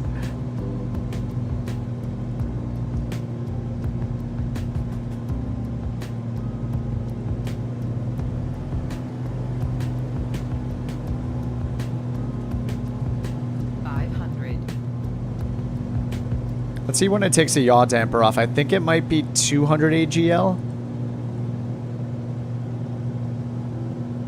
It's got a little AGL down there, this white altitude. It's like a GPS calculated AGL.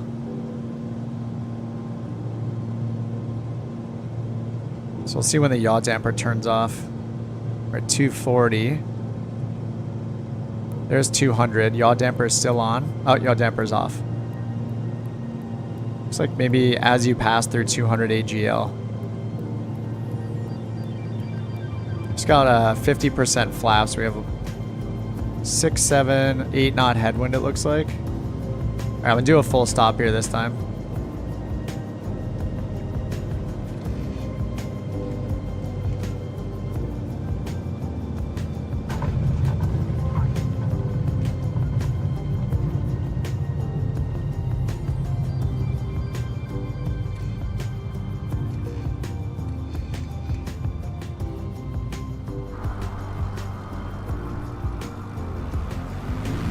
And the winds are pretty good on 3-1 actually.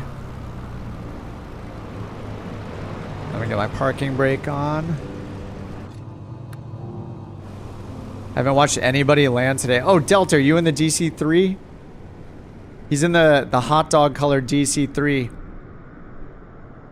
Just in time to see Hunterson. Got a TBM. It's at a 9:30.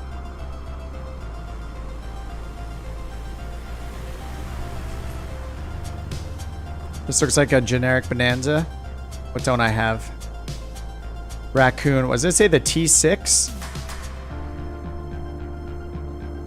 Regent in... Oh, the... is it the V36? The V-tail Bonanza? Oh, 35. V35. BE35. I thought it was called the V35 in the airplane list.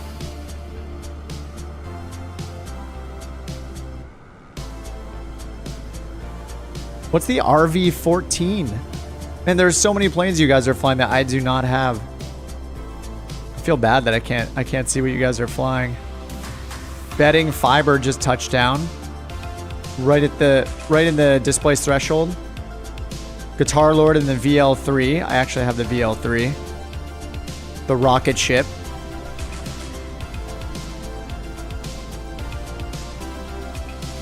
Little bit in the fast lane. That's how I do it as well. Alright, Veerman's coming in the TBM9. And looks like Chris is up in the Grand Caravan. Looks like you guys are just circling maybe.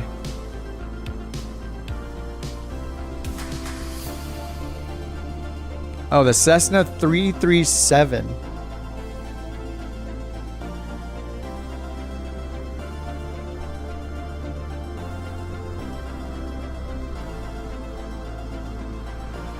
Let me look up the 337. Oh, the Skymaster. Is that a Carenado plane? 337H. All right, this guy. This is the 337. Oh, that is really cool looking.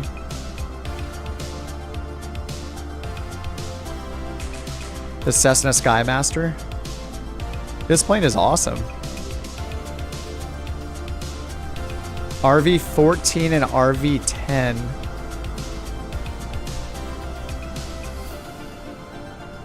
Oh yeah, there's a prop here. Okay. That is crazy. Dude, that thing looks so cool.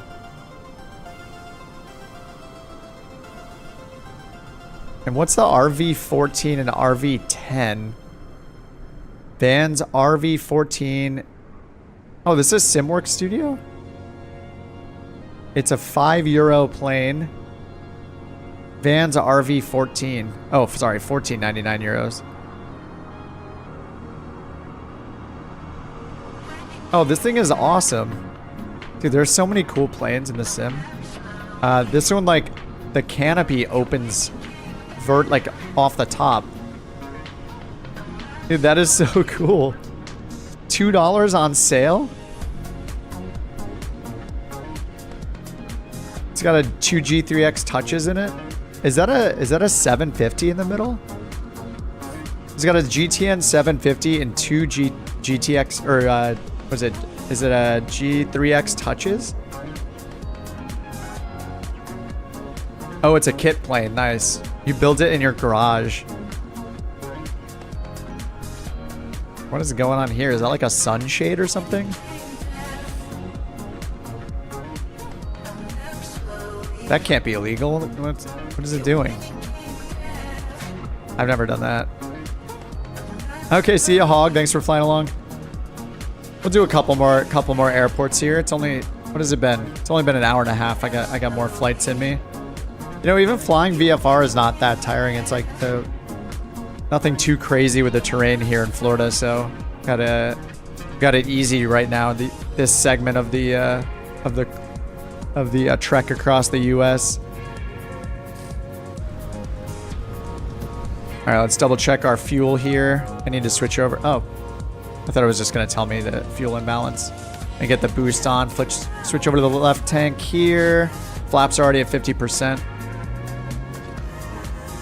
right, I'm going to turn around. Oh, whoa. There's a ton of you guys here.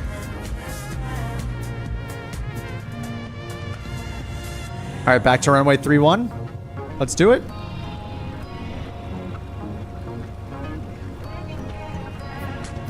Oh, there were hundreds of vans at Oshkosh. We want to do a mass takeoff on runway 31 over here.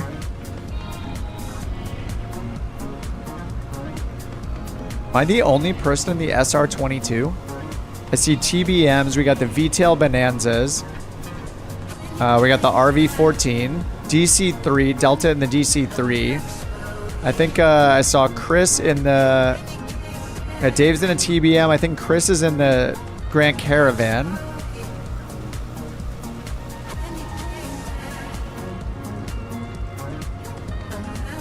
Apparently, I'm the only doctor or dentist in the Cirrus with a parachute.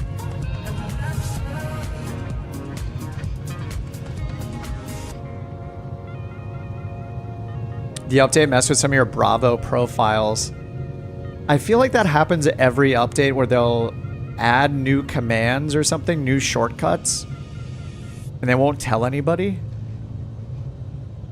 And then you have to go in and find the new correct bindings to use.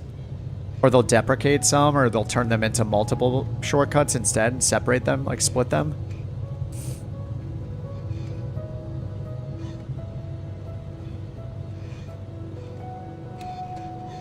I love the name Guitar Lord, dude. Guitar Lord, what kind of... Wait, Guitar Lord, are you in chat? What kind of guitars do you have? I play guitar as well. I love... I have a Jackson Monarch. It's kind of like a Les Paul, but it's a Jackson.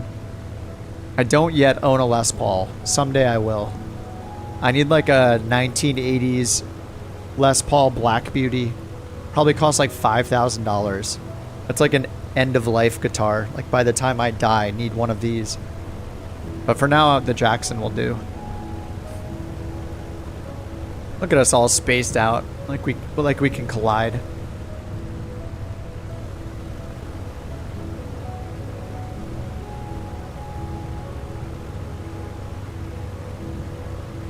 Oh, you play bass. Nice. Time for a band. I've been playing a little bass recently too. I like play with some friends like once or twice a year. Usually like 4 other friends that are like actually in bands. So like help opening them. Oh, Adam, you're Guitar Lord. You play a hollow body PRS. Easy on the back. Nice. I play a lot of like heavily distorted stuff, so something that's more solid goes with the music I like to play.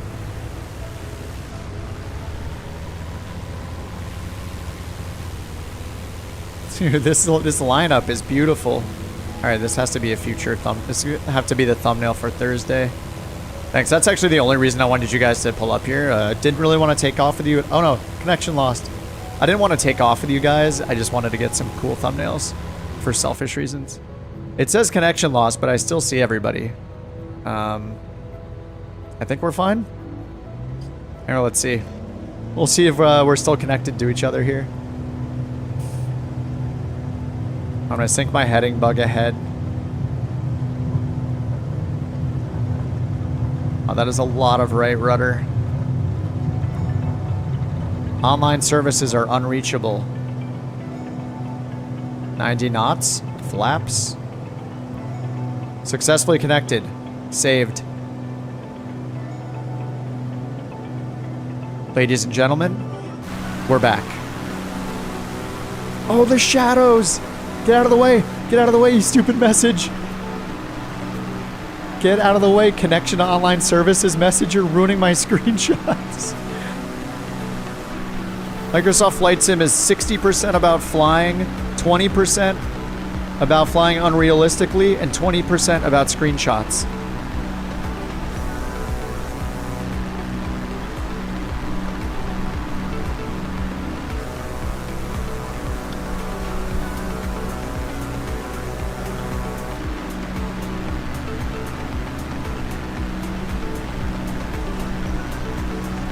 You're getting in the way of our screenshots. All right, sorry, we're supposed to be heading north.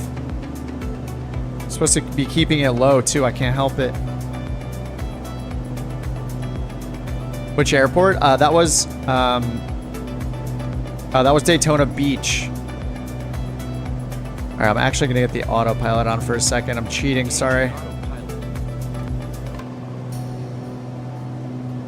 Altitude hold mode, there we go. Let's see where we're going now.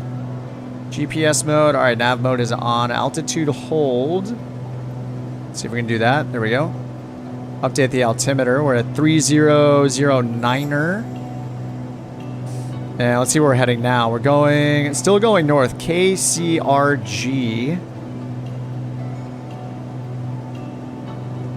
All right, once we get up to KCRG, we're finally turning inland. Inland. Jacksonville Executive, KCRG, K Craig. The puppy has entered the room, thus the autopilot. Hello, dog. Do you guys think the name Judy is cute for a little black Chihuahua puppy? I mean, she'll obviously age, but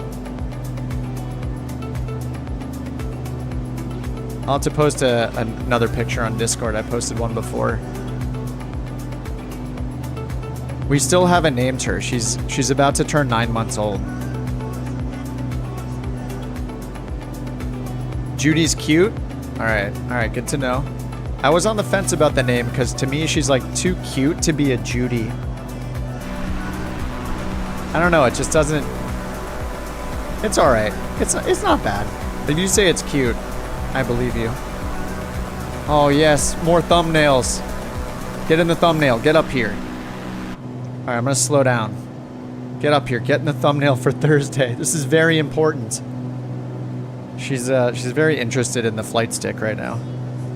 She's probably gonna bite one of the hats off of it. Oh yeah, she's trying to bite one of the hats. Wonderful. She's a terror. All right, chill out, chill out.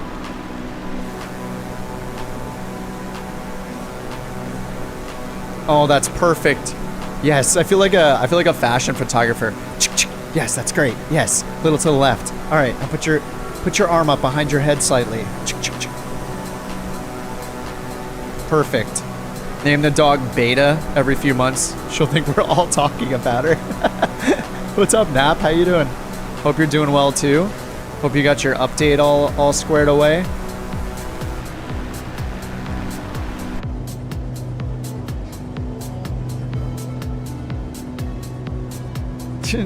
The dog is currently licking the armrest.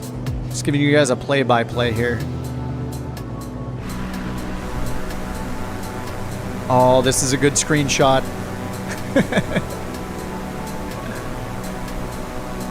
Thank you for playing along. Thank you for playing along.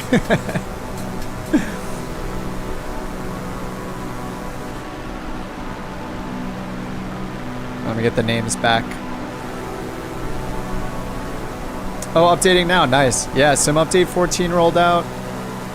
Yeah, let's see. If I were to summarize the update, I would say number one is if you're on Premium Deluxe, you have a brand new SR22 to fly. The avionics in it are awesome. And the new lighting is awesome. Everything looks a little warmer. Ignore all the orange trees, not that warm. Everything just looks a little better lighting-wise. It's very nice. I mean, those are the major updates. I think there were some improvements to snow, but I haven't looked at them myself yet. I think they said like snow coverage is improved.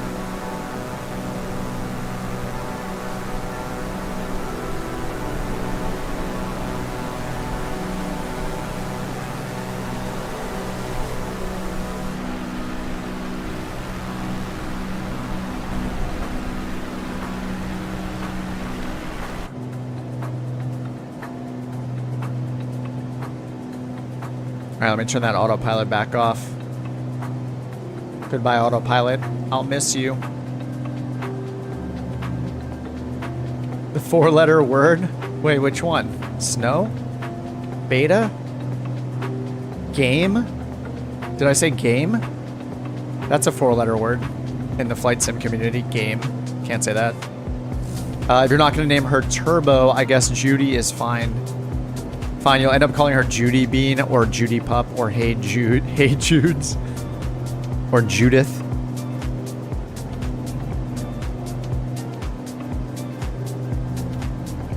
Yeah, she's still very much acting like a puppy. She got, I think she got her second to last vaccine today. She got like her second puppy flu vaccination or something. She just got today. Oh, snow equals bad.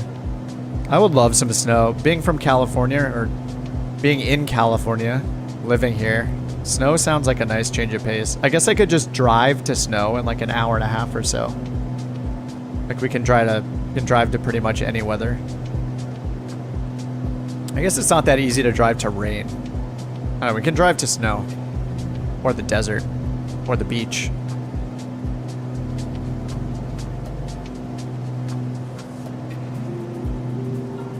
Yeah, it's surprisingly warm here today. It's been in the, for us, like it being in the 50s and 60s is cold, but somehow today it was like 80. Come visit Indiana, we'll have plenty of snow. You'll FedEx me some. Nice. I don't miss living somewhere that snows, but I do miss snow from time to time. Like, I grew up around snow. I grew up in all the seasons. Offer stands to come experience shoveling anytime you want to fly to Wisconsin. And that is a tough offer to refuse. Let's go to Pinecrest up in the Sierras. Great pizza place, snowboard. Oh, that does sound good. I wonder if they'll have a Flight Sim Expo somewhere like that. Wait, where was it last year? Was it in Austin? Or was it Dallas or Austin? It was in Texas, wasn't it? This year's Flight Sim Expo? And next year's gonna be in Vegas? Canada has 3 seasons. Cold, effing cold, and summer. How cold is summer, though?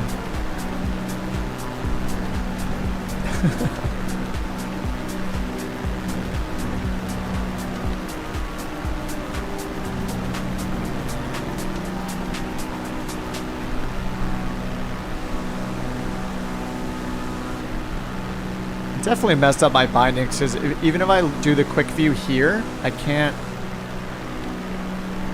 Yeah, let me check. Maybe you guys can tell me how to fix it. Let's see if I go to my stick. So this is my left. I have cockpit quick view left. Maybe I should I had to bind these diagonal ones because this prevented it from like glitching out and thinking I was hitting the wrong key. So if I accidentally do up and left, it won't switch, it won't undo that camera. I mean, that's all I have it set to is cockpit quick view left and external view left. But both of them lock me from using my stick when they're in this when I'm looking this way. I can't use my aileron. I can't pitch up. I can't do anything. It's busted. Remember that the southern part of Canada is across the frozen river from Detroit. I'm trying to think the last time I went to Canada. I think the last time was just like a layover in Toronto. It was the last time I was in Canada. And I've actually never been up to Vancouver.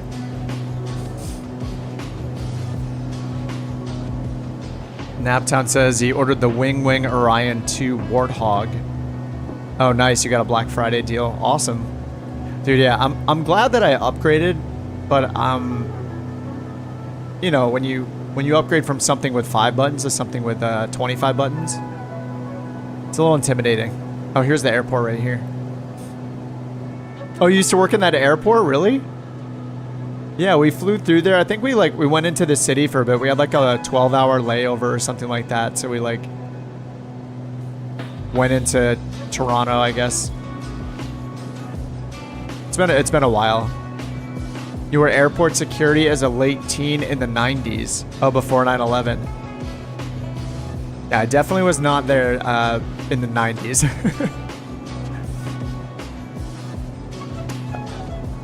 What year was that? I think it was like maybe 2016 or something like that I was there last.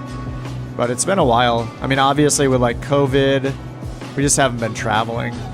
I haven't traveled overseas since then. My partner's traveling to Europe. Her and her girlfriend are going to Europe soon. Like her and her best friend. They're gonna go make a trip out of that. Is that next week?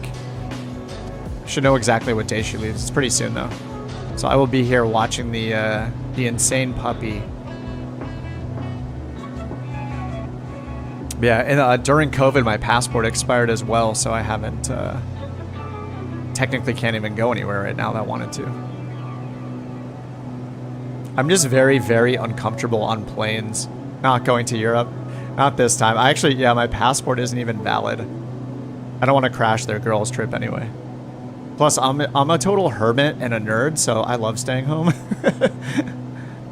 Oh, wow, nice. The stutters. Beautiful. Look at this. Oh, still stuttering. What is going on? Oh, my God. Checking my GPU right now to see what's happening, if anything's happening. It's completely freezing. Really, Microsoft? This is absolutely crazy. Perfect. I mean, what better time for this to happen than on final? I can't even... Oh my God. I'm just gonna have to take off again. Wow. This is great. Well done. Great update. Up until now, the update was wonderful.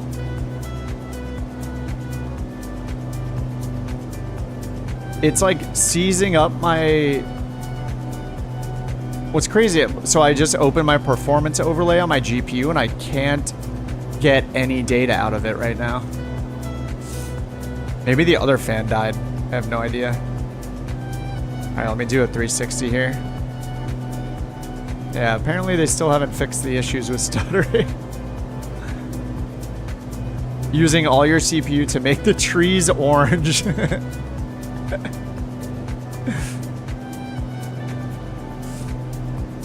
When's the best part to cache an airport? When somebody's 0.02 miles away from it on final? Yes, that's when we should load in the airport scenery.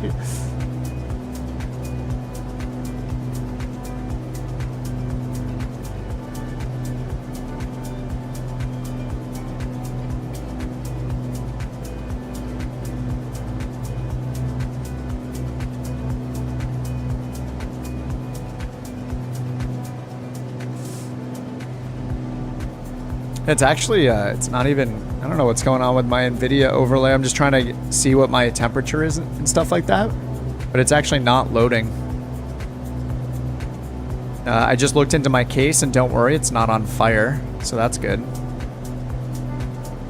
I actually have the sim capped at 60 FPS, so. What's up, Skytation, dude? How's it going, man? No, the foliage isn't, it's not default. This is part of Rex Accu season, which I've had for a while. It changes week by week.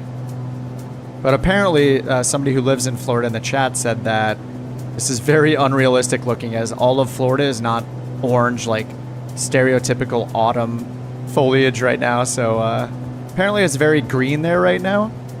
So it looks like this is pretty unrealistic, at least in Florida.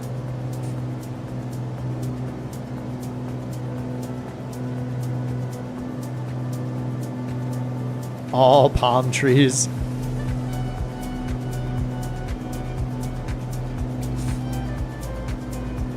Alright, next airport, we're finally going to the west. I'm a little concerned that my GPU is not bringing up its performance charts, though. It's kind of strange. It might just be GeForce experience, like, crapping out. I'm not too sure. Bijan's giving you green trees. Nice. Yeah, it looks like they're having the typical release day server up and down fun that tends to happen on release days, where multiplayer and everything will go offline. I tried to purchase something earlier and I got the message where you can't couldn't complete your purchase, and it keeps trying it every time I restart the sim, kind of thing. Yeah, just the normal stuff.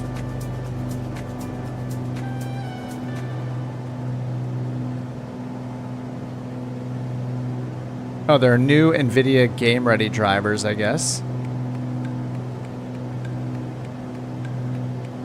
I'm going to try to relaunch the overlay and see if that fixes. I was trying to get an idea of my GPU performance when the stutters were happening, just to make sure the GPU is not messed up. But it does not want to give me that stuff. Love the haze, hate the dropping out. Yeah, dude, the haze and the ground level fog looks so good. When I was seeing it like an hour ago or so, looked really, really good. All right, let me try to get on a course here. How's the new Cirrus? I feel like mainly it's a G1000 update. It's that's how I feel about it. It's basically, to me, it feels pretty much the same, but I didn't really fly the SR22 that much. The features that it has for leading the engine and all the integrated checklists and the weight and balance screen, all that stuff. Sorry, I just had to sneeze. All that stuff is cool, but it's just all about the avionics, I feel like. So unless like somebody that's flown the SR22 a lot, like the original one, would really need to weigh in on how different it is to fly it. Because for me, it mostly feels the same, but I think maybe like the ground, like in ground effect, it feels a bit different. I think all the checklist additions and like the fuel flow assist stuff is amazing. Like all you have to do is just, if you want to go lean of peak, you just pull the mixture down to that teal line right there. All right, now we're like slightly lean of peak for our mixture. And while you're climbing, all you do is just reduce the, you just lean the mixture so you're in that green band over there on the fuel flow band, and you're like good to go. It's pretty amazing. I haven't tested out any of the anti-icing stuff. I know like TKS is simulated, so it has like anti-icing fluid. It simulates how much of that you have as well. So if you go under here to engine, down here in the bottom left, you have your anti-ice. So it shows TKS, like time remaining, and how much of the fluid you have stored. So that's kind of cool. And then you have this full engine information screen.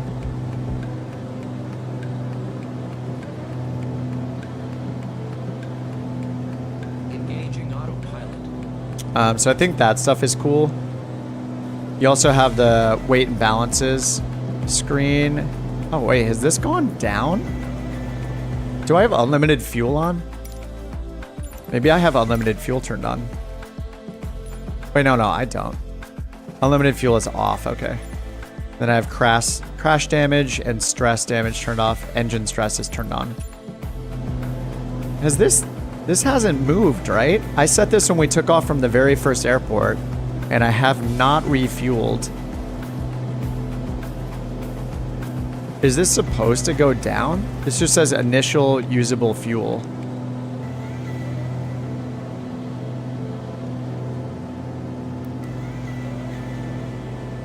Maybe that's just setting it, and then that just makes it so the fuel calculations are accurate on these screens. And then there's the weight and balance screen here too. These numbers over here, like the weight of the passengers, pilot, co-pilot, and baggage, these do not update automatically when you change weight and balance up here. So if I go in and I add 50 pounds of baggage, see this doesn't change at all. So you actually have to go in here and use the FMS knob down here to update these if you want it to be accurate. Go all the way down here like this. There we go. And then the other thing they added, I haven't flown anything besides this since it came out, so I'm not sure if the G1000 got updated with these things as well, but if you go to the home screen and then you go over to AUX, the AUX page group, you have trip planning as the third page here. I did bring this up before we took off, but now that we're en route and stuff, you can see that it has everything calculated here, so the whole trip, how much is remaining. It shows sunrise and sunset, which is kind of cool.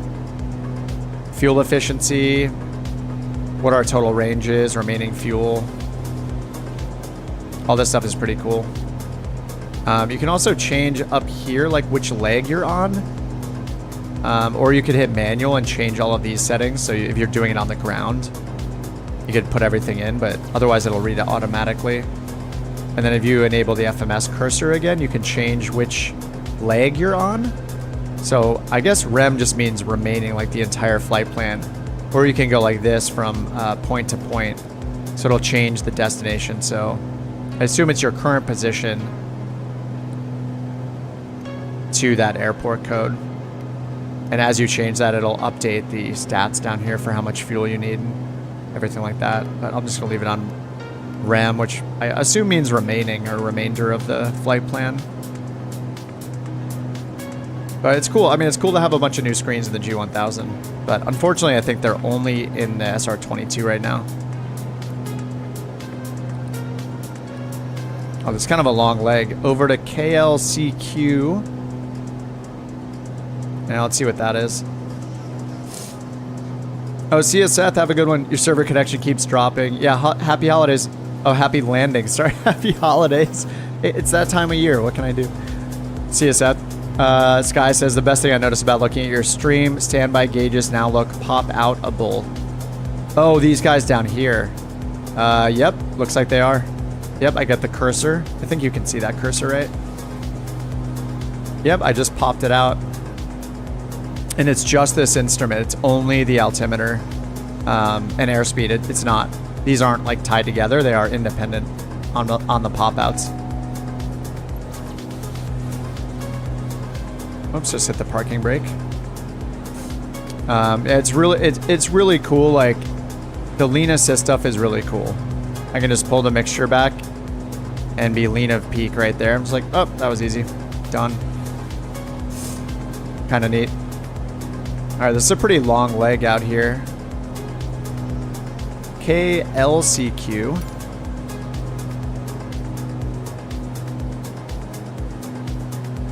All right, Lake City Gateway.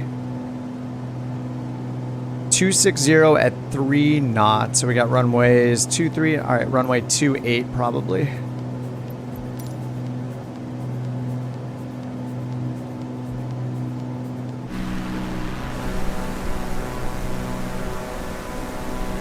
So I realized I got a little ahead of you guys because I kind of faked you out when I was having my glitches. Here, I'll slow down just a little bit. We can group up a bit. Delta said, when I was much younger, they had icing conditions in Jacksonville. Had to close the I-95 bridge. Sent dump trucks with beach sand out and had dudes standing in the back hand shoveling sand onto the highway so it could be reopened. My God. That is crazy. In Madison, they had 55-gallon drums of sand sitting at road intersections that you might get stuck at. Wait, just so you could like, did they have like a shovel in them? You could just like throw the sand down yourself. Had those all over northern New England and Massachusetts when you were a kid. Oh man. Yeah, I grew up in when I was a kid, we had a lot of snow, and I remember like the snow plows and the trucks coming by spreading salt in the neighborhood, you know? Those kind of things.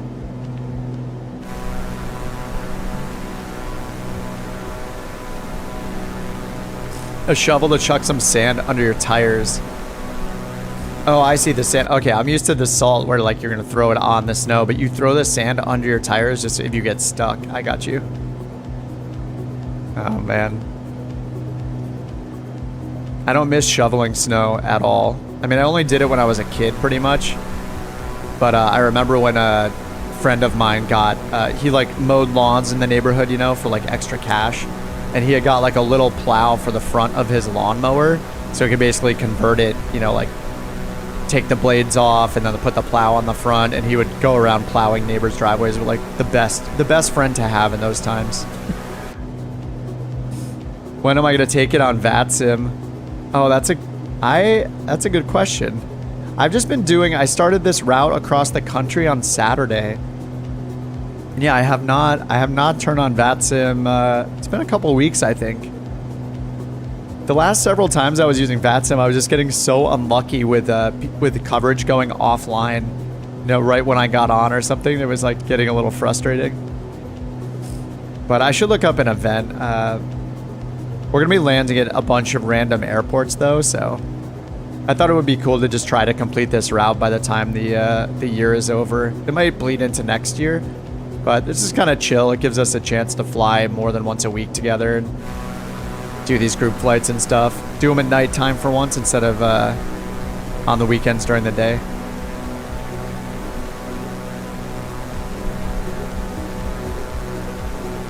But how's your Sky? How's your build going?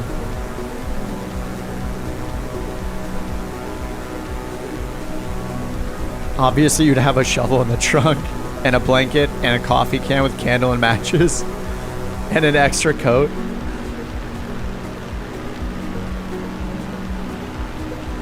I could go for a day or two of snow. I'm probably just gonna go up the coast for a little bit over the break and do a barbecue with a friend. Not too much planned here. What's up, Rust? No, it's not a third-party SR22. This is the one that just came out live today for Microsoft Flight Sim. So this is a updated SR22 that's part of Microsoft Flight Simulator. So this is a Microsoft plane and a Sobo plane, but you have to have the Premium Deluxe Edition in order to have it. So you have to upgrade your edition of Flight Sim. So like the Deluxe Edition has 5 new planes or 5 additional planes, and then Premium Deluxe has an additional 5 more, so a total of 10 if you go all the way up to Premium Deluxe. But yeah, the SR22 is one of them, and they just made a bunch of updates to it. So it has like a whole new flight model, a whole new physical model of the plane, and then the G1000's been updated to have a bunch of Perspective Plus features, which are features that are unique to the real world SR22. So it's basically a partnership between Cirrus and Garmin, where they call it the Perspective Plus, and it's just got a bunch of unique features just for the SR22. So part of those are like this lean assist feature. I think this is one of the. Let me pull back the throttle a bit. Oh, it could be related to my altitude. Oh, there we go. So when you're in a specific power range, you get this little lean assist that gives you a lean of peak, little teal line right here. So this represents a slight lean of peak for your mixture. And then it's got integrated checklists. If you go here, it's got all sorts of checklists. Normal procedures, emergency procedures. It's got like, something that's really cool is it's got 2 different checklists just for your climb. So you can do like a full power climb or a lean of peak climb. Yeah, the checklists being in there are cool. This keypad down here, I forget the acronym for this thing. The control center, Garmin. I don't know the acronym. It's probably in the release notes, but all of these keys are functional now, so you can actually enter your waypoints and stuff using them, which is pretty cool. And then, yeah, some of the unique screens are the engine information screen here. It also has the assist mode, so it'll like highlight your the cylinder that has the highest exhaust gas temperatures, and then it's got a little change in peak there. And then there's also a fuel. This is like the fuel totalizer, but then there's a weight and balance screen as well. And then I haven't confirmed whether this last screen is on all of the G1000s or not, but on the aux page group, there's like a new trip planning screen down here. I hope this is on all the G1000 installations, in every plane, but I'm not sure yet. But this just gives you stats on, this is just based on the whole trip, but how much fuel we need, time remaining, how much fuel is required to get there, all those kind of things. It's even got like density, altitude. Yeah, it's pretty cool though. I think like as somebody that just sims, or all of us when we're using this, we're simming using this plane for the most part. I find it a little inconvenient to have all the controls down here. Like I really prefer the G1000 with the controls next to it just for convenience in simming. You're looking at the screen while you're pressing the buttons, instead of this kind of view where you're squinting at the screen while pressing the buttons way down here and your eyes dart back and forth a long distance. I think that's a downside of this kind of this kind of layout of the cockpit. But, you know, obviously it's modeled after the real thing. In real life, this, you know, this probably is very ergonomically friendly, where you have your hand here and you have some muscle memory and stuff. So you keep your hands down low instead of having to lean forward and reach at the panel and stuff like that. But anyway, yeah, this just came out today. It was in the beta, and now that the sim update 14 is live, this is now available for everybody. You don't have to be on the beta anymore to have this. So, and it did replace the previous version, so it's not a second SR22. It has replaced the old SR22.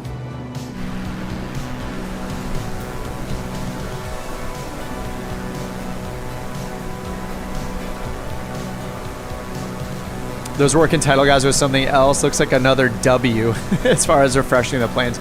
Yeah, I mean, everything they touch is incredible. Like, I don't know if this plane is cool. I don't think it's like my favorite plane ever or anything like that. I would much rather fly the M500 right now, personally. But I think for everybody that owns Premium Deluxe, this is a $0 upgrade. Kind of incredible. And, you know, it's a good incentive for them to sell more Premium Deluxe upgrades if people want the SR22 now that it's all redone. And yeah, I mean, it's great. They do incredible work every time. I think the only one bug that I've noticed, the thing that I've not been able to figure out, is setting the trim for takeoff. So, to my knowledge, the stick, like when you set trim using electric pitch trim here on the thumb stick right here on the actual side stick, it basically just slides in and out like this, right? Like I'm controlling it manually. So when I pitch trim, it should pull it in and hold it at that position. I'm pretty sure is how it works. Like maybe that's not how it works. But there's no way that I can tell what the pitch trim is, if it's set at takeoff or not. Because if I do it manually, this is obviously moving.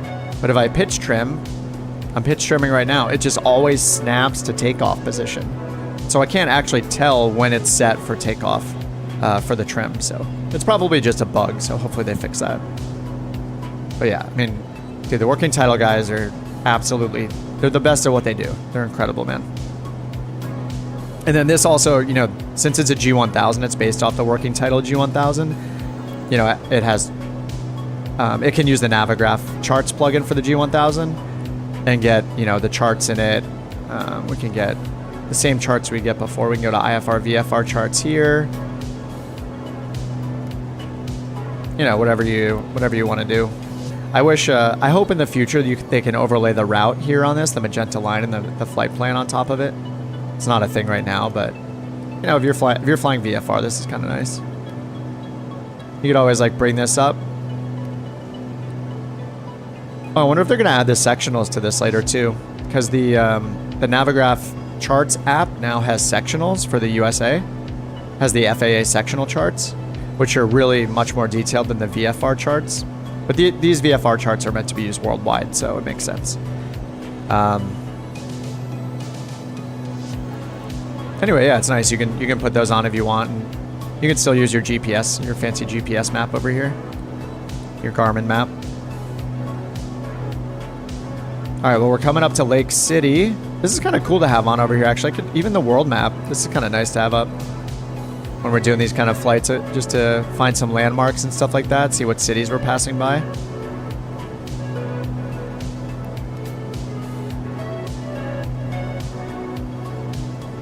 And they just look really good, too. Wait till you see how I saw that trim gauge issue in the home cockpit.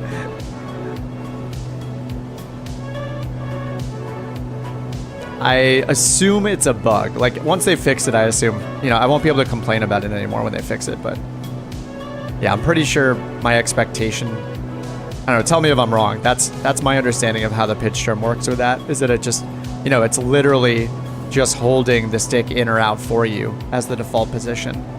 So, yeah, I would expect it to move in and out when I'm changing the elevator trim. It's underway. Sidetracked with the yoke project that you're working. Sorry, I'm catching up to the previous ones. You're doing the SR22 modules first. SR22 is easier. I mean, the SR22 is, I don't know, man. I'm stoked to see what you're doing. Have you posted any progress pictures, or I haven't seen any videos or anything? Maybe I missed them. All right, let me find. I've been on autopilot for a while. The airport's right in front of us. All right, we're landing in Lake City.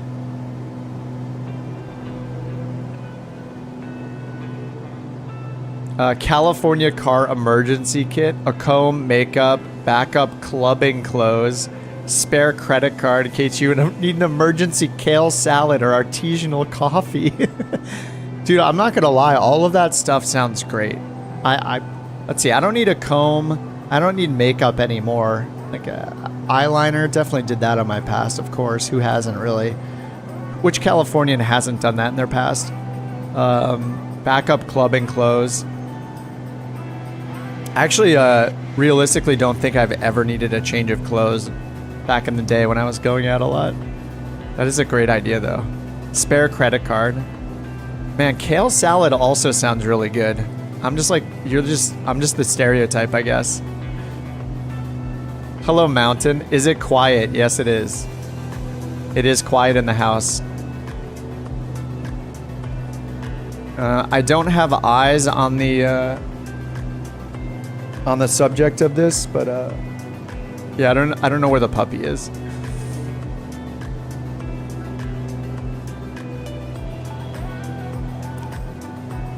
Hey, TW Fly. Yeah, aren't these trees too red for Florida? Yes, apparently they are.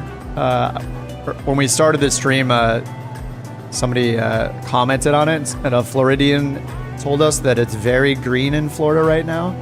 So I don't know if this is a problem because of the update or what, but this is not the default sim trees. This is using Rex AccuSeason. And we're about to land at Lake City, Florida, KLCQ. And we're continuing west towards the Panhandle, I think, on this route across the country. So I'm going to be doing this 3 days a week, maybe more if I get motivated. Maybe I'll throw in a Sunday here and there. Realistically, I mean, I think it would be cool to finish it by the end of the year. But yeah, it's just an excuse to do more group flights together and just be a little more chill instead of the serious VATSIM style stuff and things like that. So it's been fun. This is only session number 2, day number 2. You beg to differ. Oh, quiet is never good with puppies. Oh my god. Yeah, we're hoping for quiet for sure. Oh, you thought it was Australia. It is very flat and very red, but supposedly this is Florida. So this is Lake City, where we're landing right now. Just gonna do a touch and go and continue west though. Trying to cover a lot of ground and not linger on the ground too much. I said it, on the ground. Haha. Yaw damper's off. Thanks, SR22. This is a much smoother landing than the previous ones, where it's a touch and go, but Dave has beaten me every single time. I mean, he's in a TBM, that's why, but that was a smooth landing. All right, flaps up to takeoff position. All right, full power, 80 knots, back up.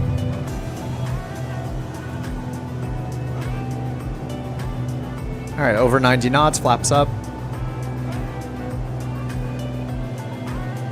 Hey, how is my fuel full again? What is going on? Anyway, I need to switch to my right tank. Doing that on takeoff is surely a reasonable thing to do. All right, flaps are up. Yeah, seems Rex is not very accu. I would agree. Right now, it doesn't seem great. We want to see Dave's landings. He's a champion. Oh, yeah. Yeah, Dave's landings have been absolutely amazing. He's like the centerline champion. Yeah, sorry, I'm not doing the I'm not watching so many landings because we're just doing all these touch and goes. See, I thought the touch and goes were a good idea just because when we linger so long, like if we're actually gonna make it across the country, it's just gonna take so long without doing touch and goes most of the time. Maybe I should alternate, like do a flyover, do a touch and go, then do a full stop and cycle through like that or something. So I don't understand how did my fuel just... How is my fuel this high? I'm so confused. I do not have automatic fuel turned on. I'm not sure. Gotta jump out here though. All right, Dave, take it easy. Thanks for flying along. Good to see you again. You like jumping ahead and watching the landings? Yeah. What's up, Josh? Yeah, we're also flying at nighttime, which we're not used to. Usually we do this on the weekends on a Saturday afternoon. Praise the Lord. Yeah, I do not see the puppy right now. I don't know where she went, but it is quiet. She's probably laying in the bed. Oh, bedtime. Early morning, cut out at Lake City. All right, I'll probably do one or two more landings just to get us further to the west here. But see you around Delta. Dude, the livery on that DC-3 looked great. I don't know if it's accurate to the one you actually put on, but it looked like ketchup and mustard, which I'm a fan of. Reminds me of delicious, delicious hot dogs.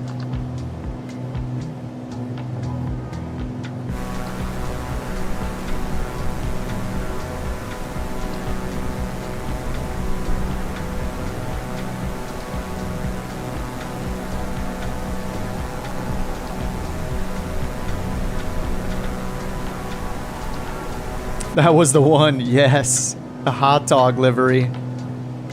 Banana yellow is also a classic. Hot dog red and yellow, classic. It is getting a bit more green up ahead, look. Oh wait, maybe it just hasn't loaded the trees in yet. Oh no. Yeah, I'll have to make sure. I am pretty sure I installed, I have the Rex the week of this week. So it is not far off. It might be a day expired. All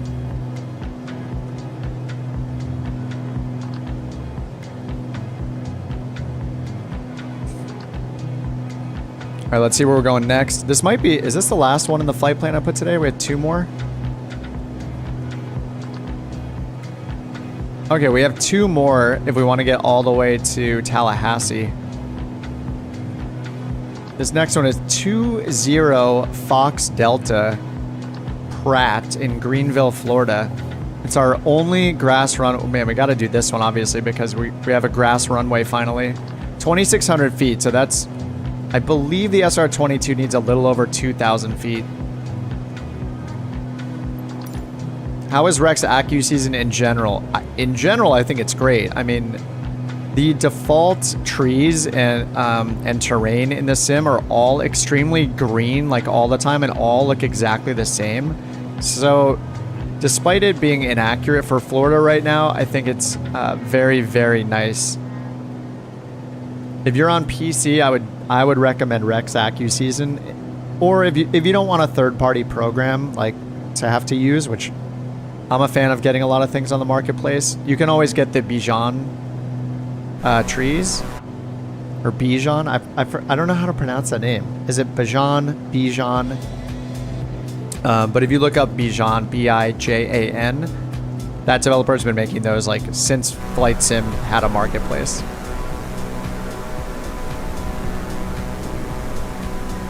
But those are worth it as well. Those are great, and you know you don't have to have a third-party app to install them or anything.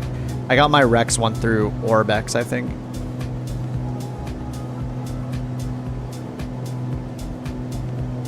But they're now on AccuSeason is like AccuSeason Advanced now, and since I originally got mine through Orbex, they just basically gave you a free copy of Advanced when it like upgraded to Advanced.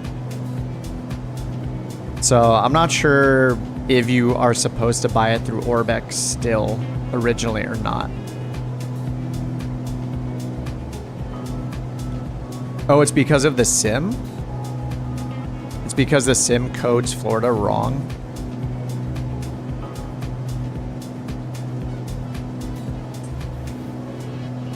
You mentioned twice now, you probably missed it. You have to grab the Florida Fix add-on in the Update Manager. Oh, I did miss it. Sorry, Enon. Oh, there's a fix in the Update Manager.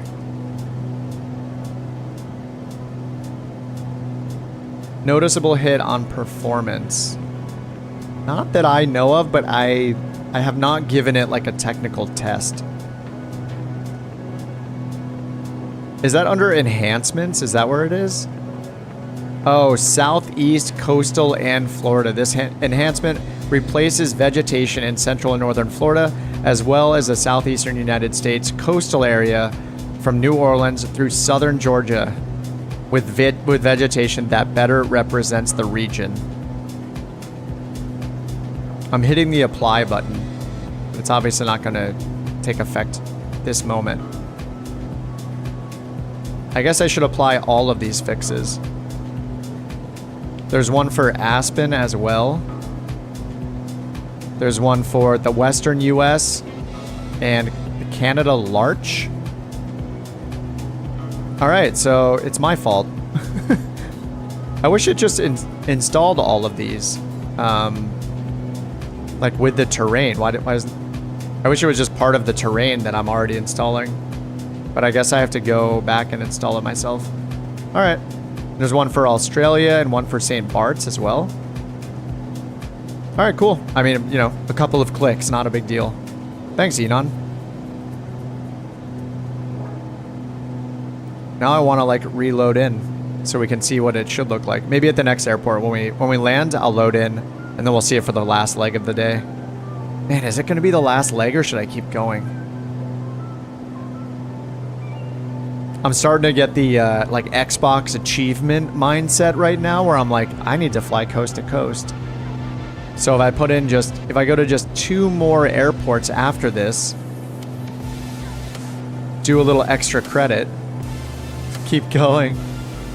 Doing it all by hand too. I guess I turned on autopilot a bit, but I will say the plane, like the SR-22 seems to fly like, I don't know what it was like before, but it seems to fly pretty well in terms of like hand flying it. Like right now we're getting some pretty crazy gusts, but when the winds are like favorable and not gusting like this, like I've had it trimmed out and just like taken my hand off the stick before. So like at the right power settings and the right having it trimmed out, it just was behaving really well. Like it was just like, I don't know, it was really nice. I feel like that's pretty rare for a plane to be able to be hand flown and trimmed out where you can just take your hand off the stick. So I had a few moments like that so far while flying this, which is pretty nice. What's up, HG? Oh, Delta says just put a few more quarters into the console. The next pull will be a winner. You mean in terms of the wind or? The next pull? They're like pinball? Wait, the console? Confusing myself. Oh, that's not a deal breaker as long as I see snow and where there, when there should be, I'm fine. Got it. Yeah, I mean, as far as the weather, like Rex doesn't change the actual weather. Like that's all on the sim, I believe. All it does is, oh, the pull of a slot machine. Oh, the console. I was thinking a gaming console. Or like an arcade machine. But I guess, yes. Got it. I'm a little slow. Yeah, I don't think that Rex is going to actually modify. Oh, just one more airport. Yeah, just one more bet. Just one more hand. I got you. Well, I mean, we're going to be in Vegas next summer, right? So we'll all be tempted at the same time. Snow and rain. Yeah, I mean it's gonna change the vegetation, and the advanced version of Rex AccuSeason, they added in a feature where it basically paints the terrain underneath those areas as well. So it's not just the trees and the foliage. It's also the ground texture color as well as modified.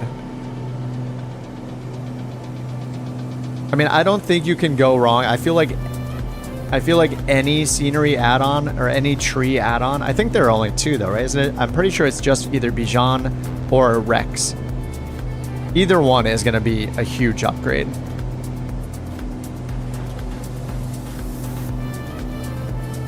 Vegas, baby. Don't ask me to go to a casino. Can you avoid going into a casino? Is it taking place at a casino? Where is the location? Oh, I have it in my email still. Flight Sim Expo dates and location. Yeah, it's at the Tropicana. It's at a casino. I don't think you can, I don't think there's any way to not be at a casino. Am I going? I went, was it 2 years ago? I went 2 years ago. Probably? I haven't bought tickets or anything, but I mean, I'm really close in LA. Considering it hard to pass up a Vegas trip. Yeah. Me and my girlfriend used to go to Vegas all the time, you know, being so close and in SoCal. We used to go a lot. Oh, not in the actual, oh, the convention center.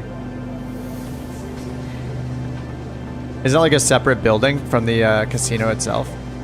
I don't know. All those places to me, like everything seems like the casino. Perfect for the couch captains. You can smoke in the casinos. Yeah, cigarettes disgust me, actually. But for the couch captains, you know, I'll virtually smoke up as often as we need to. If you don't come to Vegas, you risk having all of us coming to LA. I mean, Vegas would be pretty fun. Now, I was just in Vegas in July, actually, for a work thing. And I saw the Sphere in person. That thing is so impressive. The thing is crazy. The cab driver I was driving with was saying that he's worried that there are going to be accidents because of it. Like that cab drivers and taxi drivers, you know, Uber drivers would just be staring at it, distracted by it the whole time. Oh, how far away from the airport are we? It's probably like below me. All right, 26 miles.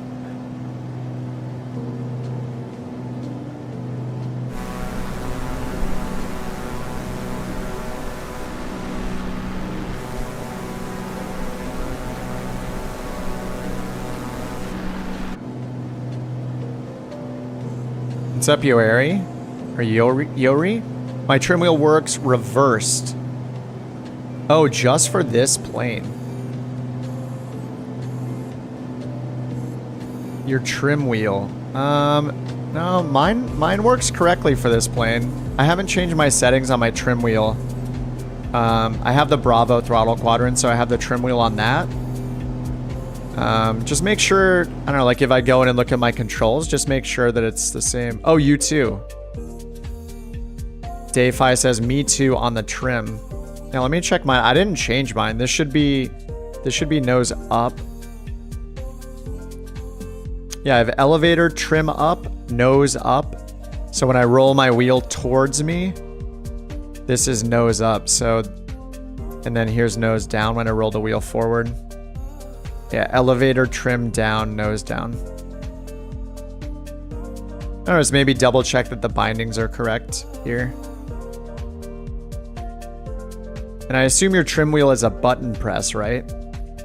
Because you probably don't want to set it on like an axis. I don't even know if does it let you set it on an axis? If you use autopilot, it could really mess with that. So yeah, it should be on something that triggers a button press, like the Bravo throttle quadrant wheel. Ponder the orb.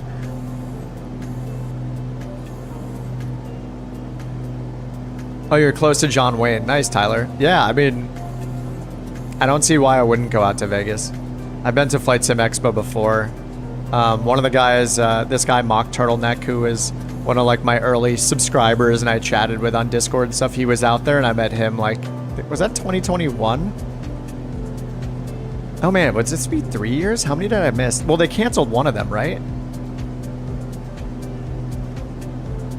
I think it was Flight Sim 2020, Flight Sim Expo 2021, I think is the one I went to. It was in San Diego. So I went down to that one. Yeah, me and Mock Turtleneck met and hung out a bit. Dude is hilarious. And when I met him, he's probably not lurking in the chat right now. When I met him, he said he was like just just starting his ATP training from 0. And now he's a CFI. So yeah, he like went the whole way. And I'm just still playing the sim.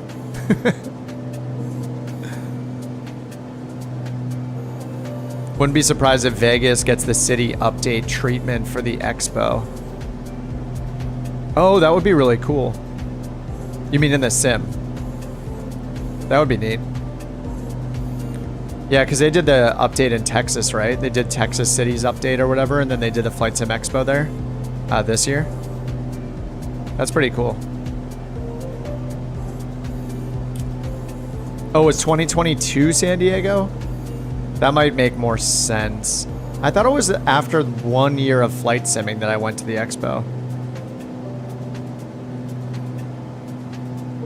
No, it must have been 2021 because 2022 this time of the year. That time of the year I didn't take my hiatus then. Last year I took my 9-month break or whatever.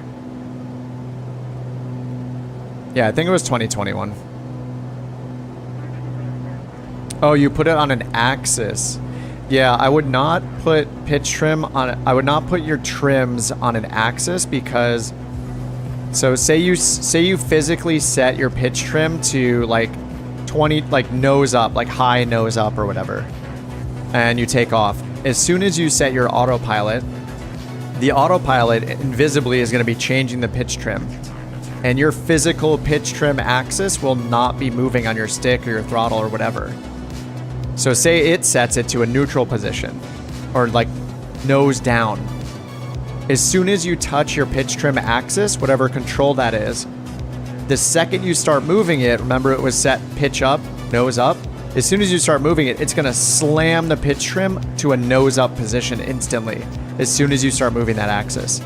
So that's why it should be on a button press, because you want it to be more of a relative control change rather than an absolute one. Just mainly because, I mean, unless you never use autopilot. If you never use autopilot, fine. It's not a big deal. But yeah, the autopilot uses the trims to fly the plane. So yeah, you're going to want that on button presses. And then like the Bravo throttle quadrant, for example, that's the reason why when you roll the wheel forward and backwards, it's actually triggering a button press over and over again as you're rolling it. So it's pressing the button repeatedly while you're rolling it forward or while you're rolling it backwards, and not having it set to an axis. So yeah, if you have the Bravo, definitely use the pitch trim wheel. Don't use one of the 6 axes for the pitch trim.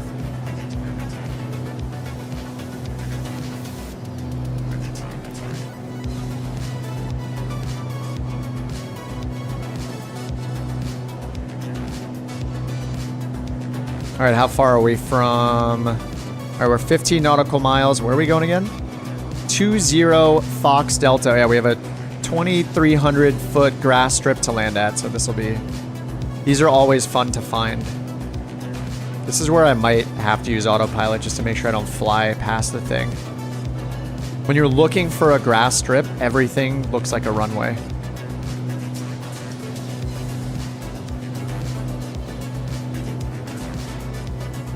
Oh, you use the Velocity 1. Yeah, does the Velocity 1 have a little trim wheel? I think it has a little wheel, right?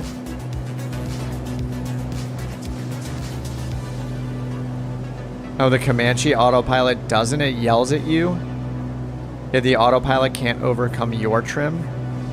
Oh, it tells you how to set its trim. Oh, it does have a wheel, the Velocity 1. When you use the pitch trim wheel, it is an axis, or it triggers 2 button presses.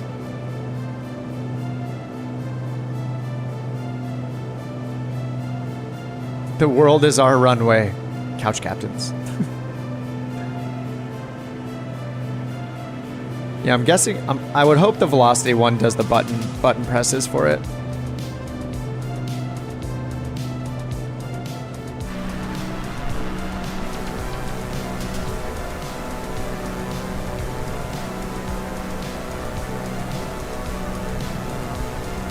Change it to button press. Yeah, that should solve your problems. Yeah, just look up for one called elevator pitch trim nose up and elevator pitch trim nose down. Should do it for you.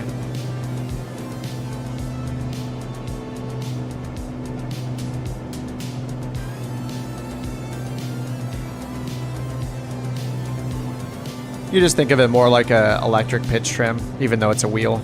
You know, more like one of these guys, like this. Where you're like pushing it up and down, or in this case, there's left and right. I think I don't know what the left and right for it is in this guy. Actually, it might be aileron trim, because I have rudder trim set, but there's no rudder trim in this that I can tell.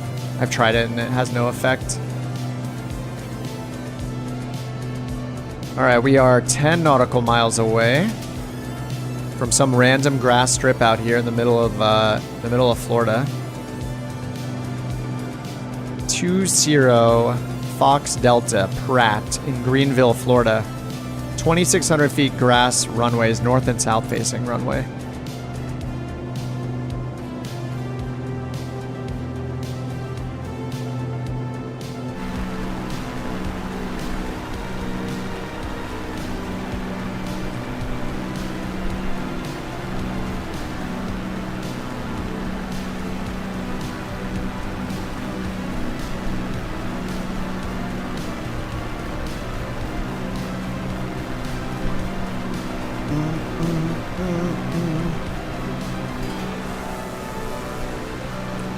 Wait a second.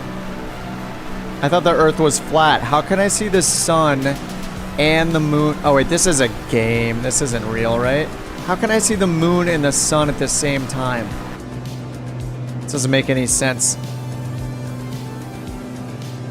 For some reason, I've been getting served up a bunch of flat Earth YouTube videos. Probably because I watched one of them and thought it was hilarious. Where it's like scientists debating flat earthers. Good entertainment. Supposedly the Earth and the Moon are on opposite sides, but I can see them at the same time now, which is very confusing. I thought I knew what I believed.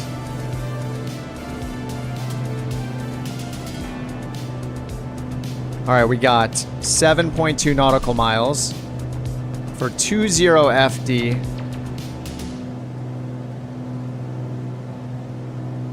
You studied astronomy. It's perfectly possible that it's flat?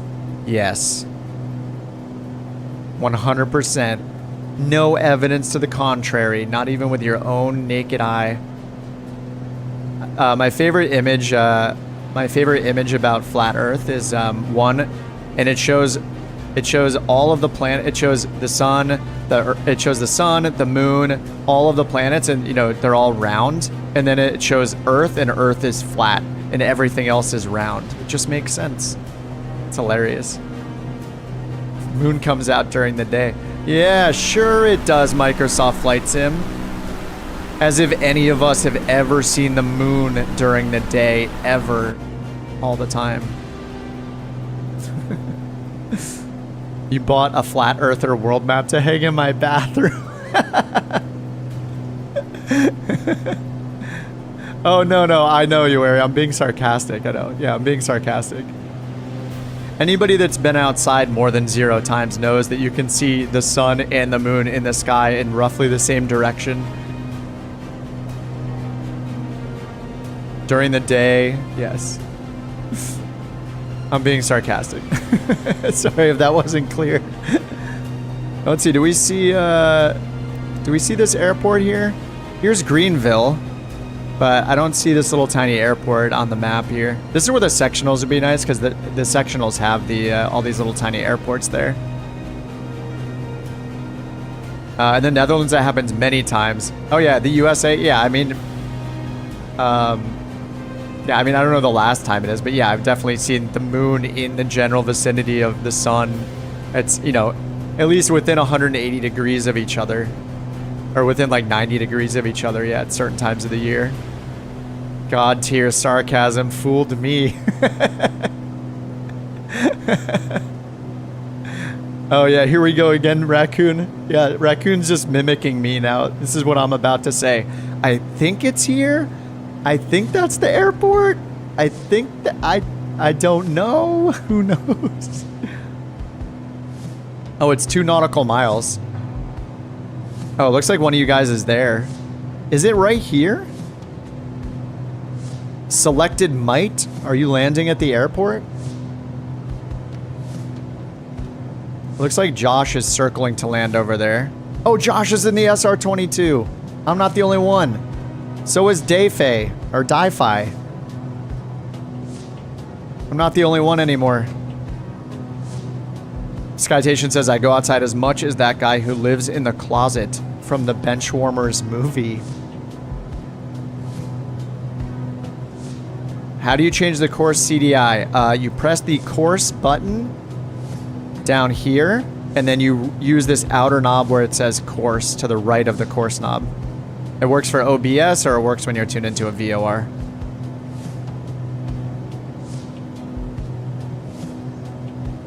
Alright, well, it's quite obvious where the runway is now. Thank you guys for leading me. I'm going to turn around.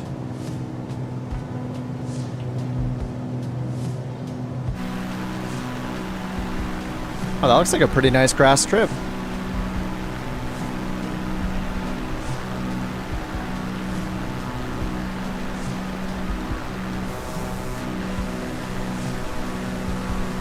Look how green that thing is. Now that's the Florida we know. Oh, you're Might. Hey, Krishna. Oh, you just crash landed. Yeah, definitely turn off crash damage so you don't have to restart the sim. I bet most people have crash damage, like, completely off. Myself included.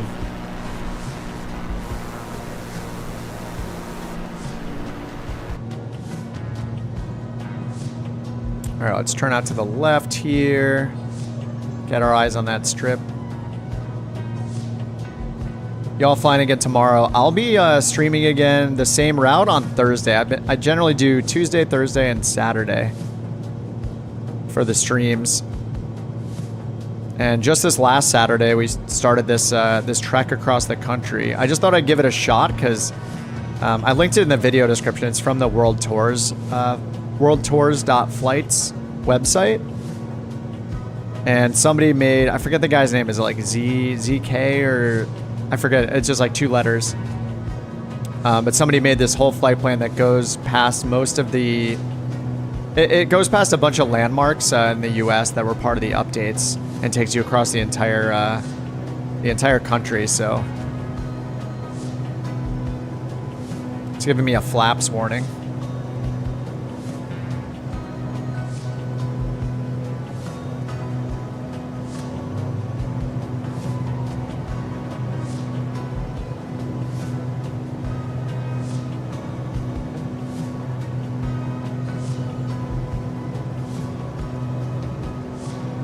Gotta figure out why I can't turn while I'm using my quick views here.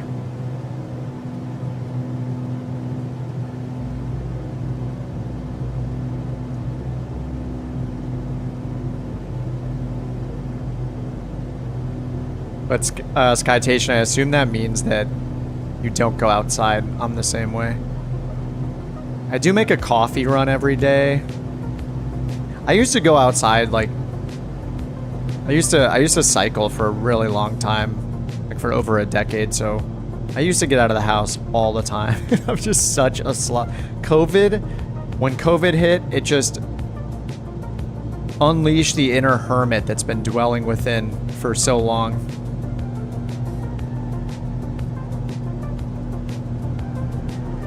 I was just so ready to not leave the house for forever. That's what happens when you're a total computer dork.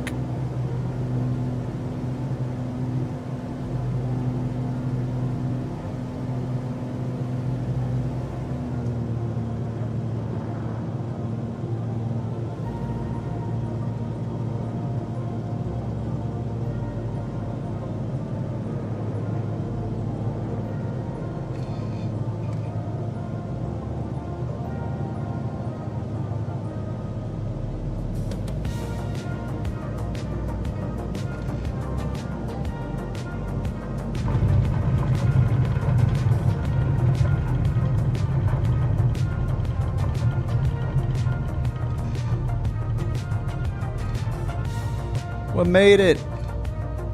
I'm probably the last one down. I'll turn around and see if anyone's coming in though.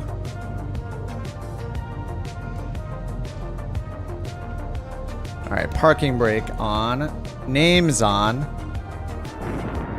and where is it taking me? What the? I can't use my drone camera. What's happening? No, I'm missing everybody landing. Wait, this is my, I'm inside. Here's my exterior. Drone. What is going on with the drone?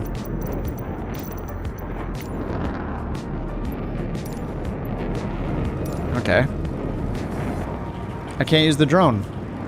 I feel like this has happened before where my drone controls just stop working. Yeah, I have them set to the defaults like WASD, the arrow keys. Oh, I hit C and now it works. Oh. That's weird. And an insert. I do not have an insert key on this keyboard. I have a 75% keyboard, so I don't have a numpad. I have page up, page down, end, and delete. Anyway, I pressed C by accident, and it somehow worked. I think everybody's down except for Veerman, maybe? Oh, I meant to, let me look up the next waypoint. I might need to pull in a few more waypoints. KTLH, okay, is our next one. Tallahassee, TLH. I'm going to quickly restart so we can get the Florida that we want to see. So don't mind me, I'll be right back. Close the sim. I did install everything with the Rex, so it'll fix how Florida looks. So the Floridians are not offended by the look of their state. I do work from home, yeah, Tyler.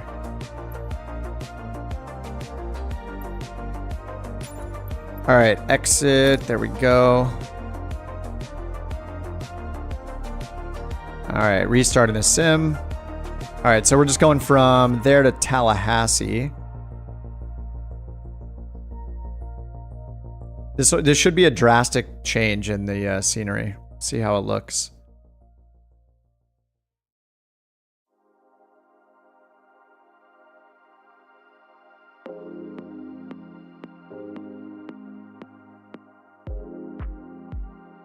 Where is the fix located? Do you mean the current airport? Let me take a look. Let's see. We ended at 20 Fox Delta. So I'll put that in the chat. 20 Fox Delta, and we're going to go to KTLH next. Oh, the terrain fix. Oh. It's in Rex AccuSeason. Open the app and then click on enhancements in the bottom right. And there's like 5 or 6 different ones to put there.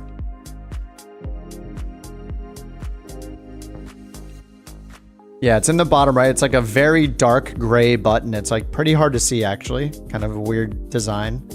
But yeah, click enhancements and it is enhancement number 3 for me. And then you can hit apply to sim.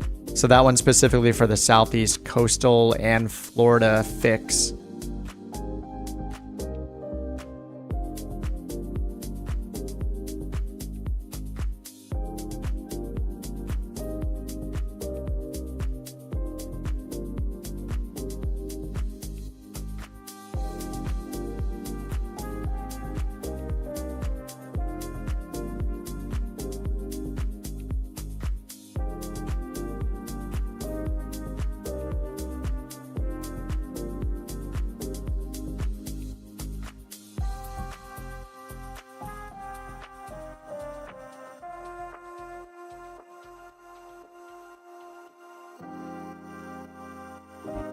All right, so loading in.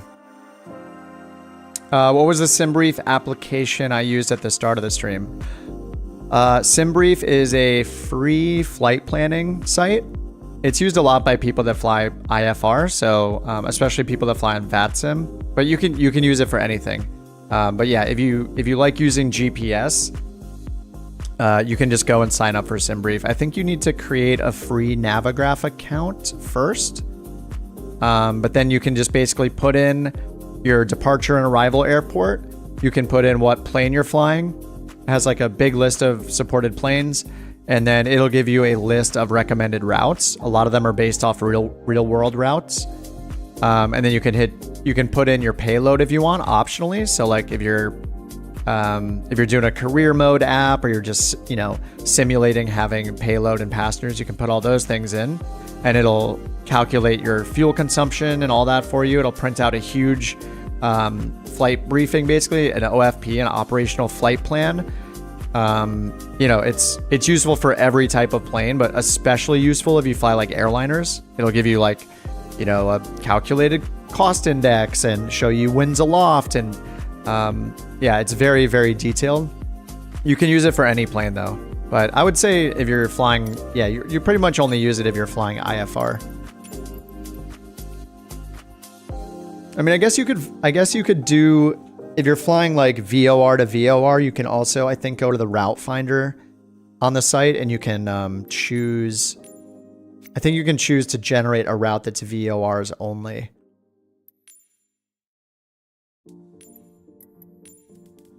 All right, back to Pratt Greenville. Let's change time of day.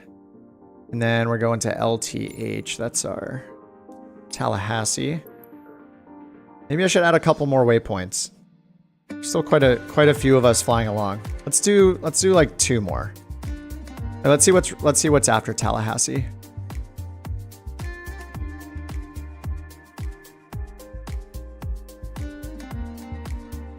And we've done a bunch of waypoints today. I'm trying to find it in this flight plan file. KTLH. All right, after KTLH is KPAM, Panama City.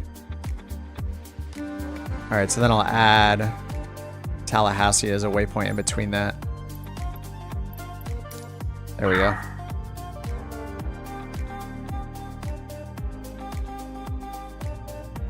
Oh man, that's an extra hour. All right, I take it back. Let's just do Tallahassee. Yeah, that'll be the end of the night for me. It's Tallahassee. KTLH.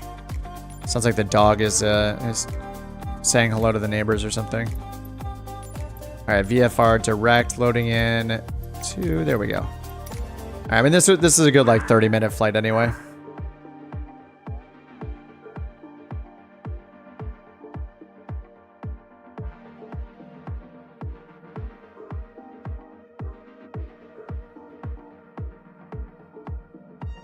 Which server? We are on US East.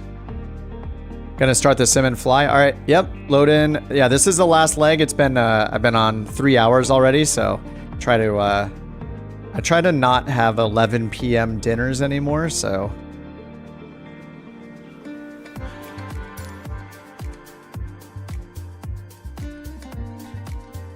All right, let's get this thing started up. I'm just gonna use the assisted checklists.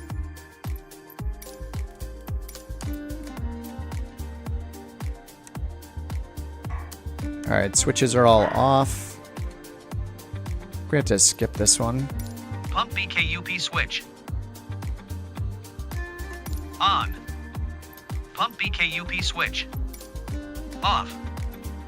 Ice Protect system switch.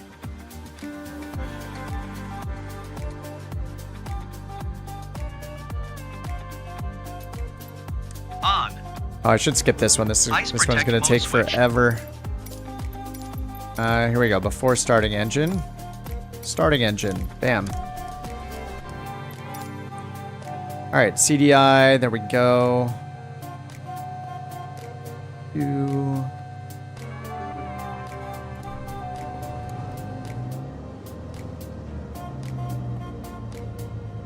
All right, airport code. We are at 20 Fox Delta.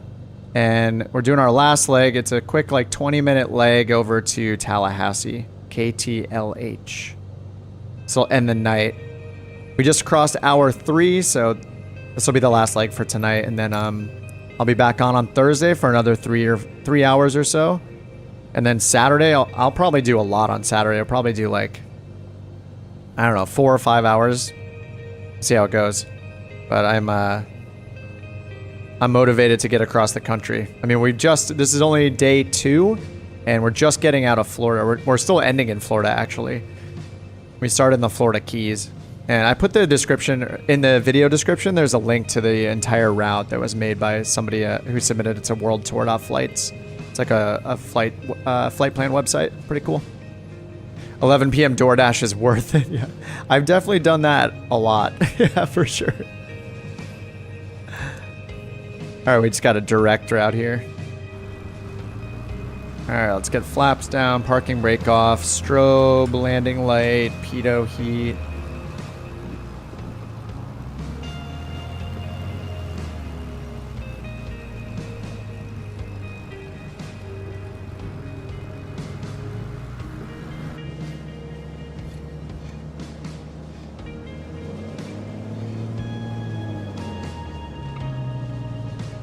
Oh, I have taxi ribbon?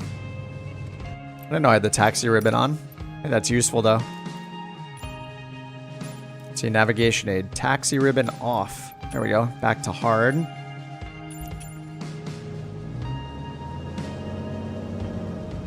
It's like, where are you guys lined up over here? Is this the way?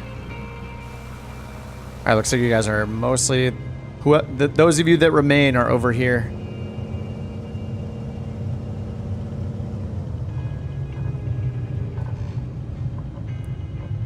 Alright, fuel boost is on, mixture is rich, flaps are at 50%.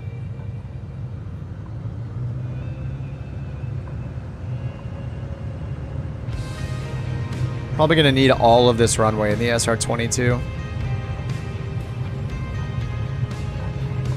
Yeah, look where based is at. Raccoon's got the full length. Right near these trees.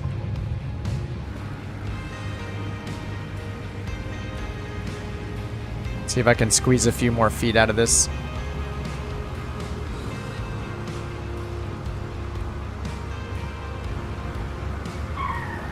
Alright, there we go.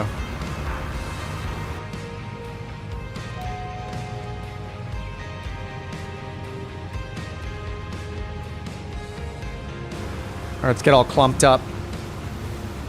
Don't be shy, everyone get on top of each other, okay?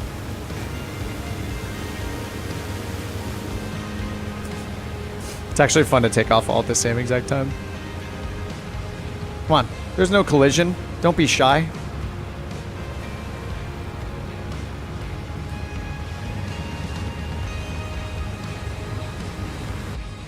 Making people uncomfortable, I think. Alright, full power, mixture's rich. Looking for 80 knots and looking to not hit these trees. 50, 60.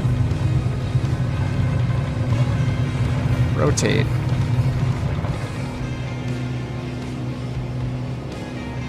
Plenty of space.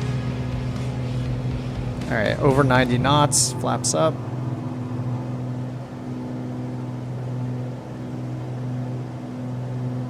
It's 200 feet AGL.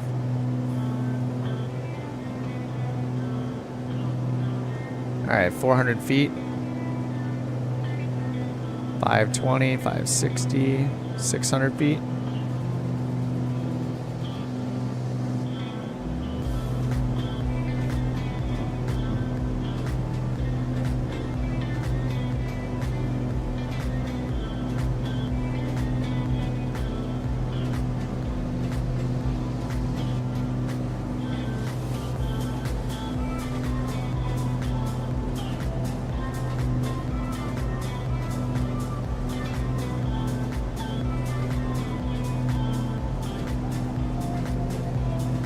That was the longest right-hand turn I've ever made.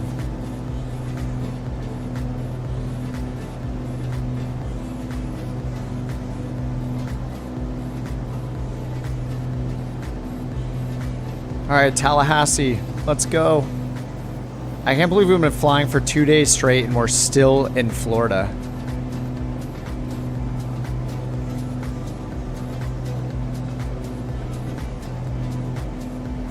We're pretty much flying the longest way around. I mean, we started in the Keys, we flew all the way up the East Coast, and then cut directly west. I don't actually know, technically, where does the Panhandle start?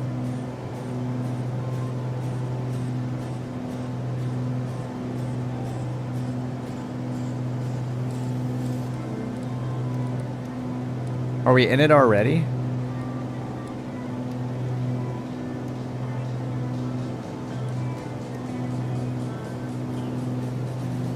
And this will be a quick leg. We got 38 miles to go. Either there aren't too many like landmarks on this route, because like it's only put us airport to airport to airport. I'm gonna take a look at the flight plan again to see, because there's so many waypoints in it. Maybe it's only gonna fly us past like absolutely like the biggest landmarks, you know, like Grand Canyon and stuff like that.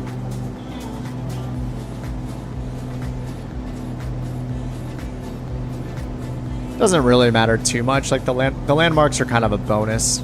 Just getting across the country is gonna be the feat.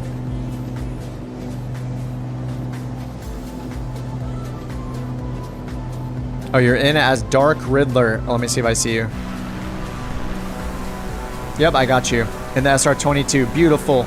We have so many SR-22s now, right? Me, Josh, Dark Riddler, Di-Fi. Earlier, like an hour and a half ago, I think I was the only SR-22. So thank you guys for backing me up. I actually think I'll end up switching planes pretty regularly. Like, I just want to... It is release day for the sim update, so SR-22 made sense. I do want to get back into M500. I want to fly the Grand Caravan, especially when we get into like Colorado and stuff. I think the Grand Caravan would be fun. I think SR-22 would be good there too. Anyway, we can switch it up here and there. When we get to more canyon-y type stuff, it'll be great to hop into some smaller planes and go through the canyons like we did when I was flying the Husky 2 weeks ago. That was great. SR Lay says, have I flown VATSIM? Yeah, I've done VATSIM quite a bit. Mostly in slower planes, GA planes. I've done it in airliners a little bit, but mainly in shared cockpit. But yeah, I was doing it quite a bit. I was doing the Vision Jet and the Honda Jet. Did I do one? I did one in the M500 as well, I think. Maybe a couple in the M500. But yeah, VATSIM, you know, I mean, it's free. It's pretty amazing. The upside is that it's free, and the experiences you have there can be just incredible. The only downside really is just coverage being spotty, or like going offline as soon as you get online, and, you know, planning a whole route out and then losing all the coverage like before you even take off, and you're just like, Oh yeah, I did the longitude in I think 2 flights. I've done the CJ4 before. Pretty much everything except for airliners. I feel like the CJ4 is probably more difficult than airliners too. Like flying an Airbus, probably easier than flying the CJ4. They're just so much manual work with the CJ4. At least it has VNav, so that's good. All right, well, it looks like Florida is how it's meant to look right now. So we are no longer in a sea of orange. So that's pretty nice. I'm gonna get the autopilot on so I can take some screenshots of all of us. Yeah, we're no longer seeing a sea of orange. So it looks like the fix was right. Thanks, Enon, for telling me about that. Oh my god, there's so many of us. Yeah, Florida fix looks great.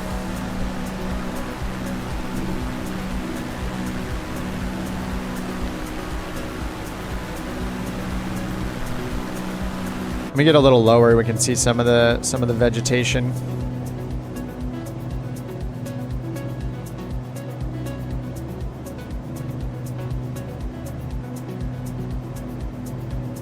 Get down to 2,000 feet.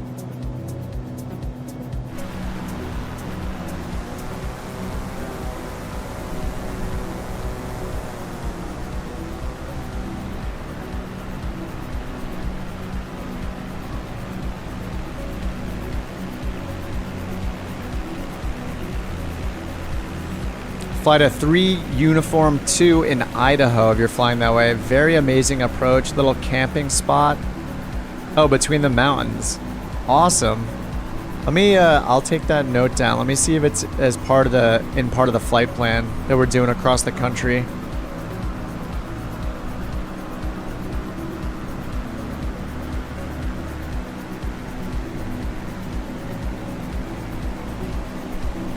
All right, I wrote that in my little, I started a little document in my folder for the flight plan. I'll see if that's in the flight plan. If it's not, maybe I can add it in if it's along the route. That's cool. Does it work with, actually that's what, I reinstalled it, but that's what the like Parallel 42 like camp out utility is pretty cool for. You land in a random tiny airport or just in a grass field somewhere and just set up your camp and just chill. It's kind of cool.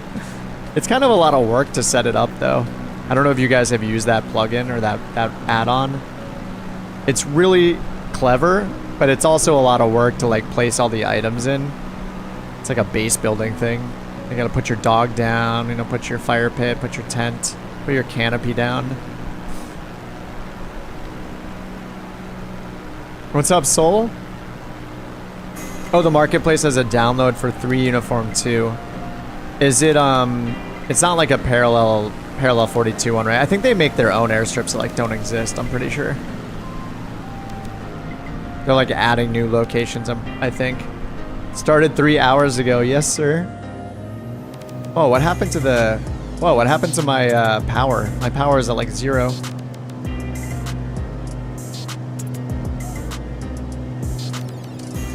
Yeah, Soul. I start on Tuesdays and Thursdays, roughly at the same time every Tuesday and Thursday right after work, so 5:30 Pacific time. You've been flying the SR-22 now for a while and you love it. Nice. I still can't, I didn't fly the other one all that much, so I can't compare it. I can't compare like the performance and how it's flying and stuff, but... Oh, do I have a dog? Yeah. Yeah, I have the Dalmatian in, I think, right now. I change it up.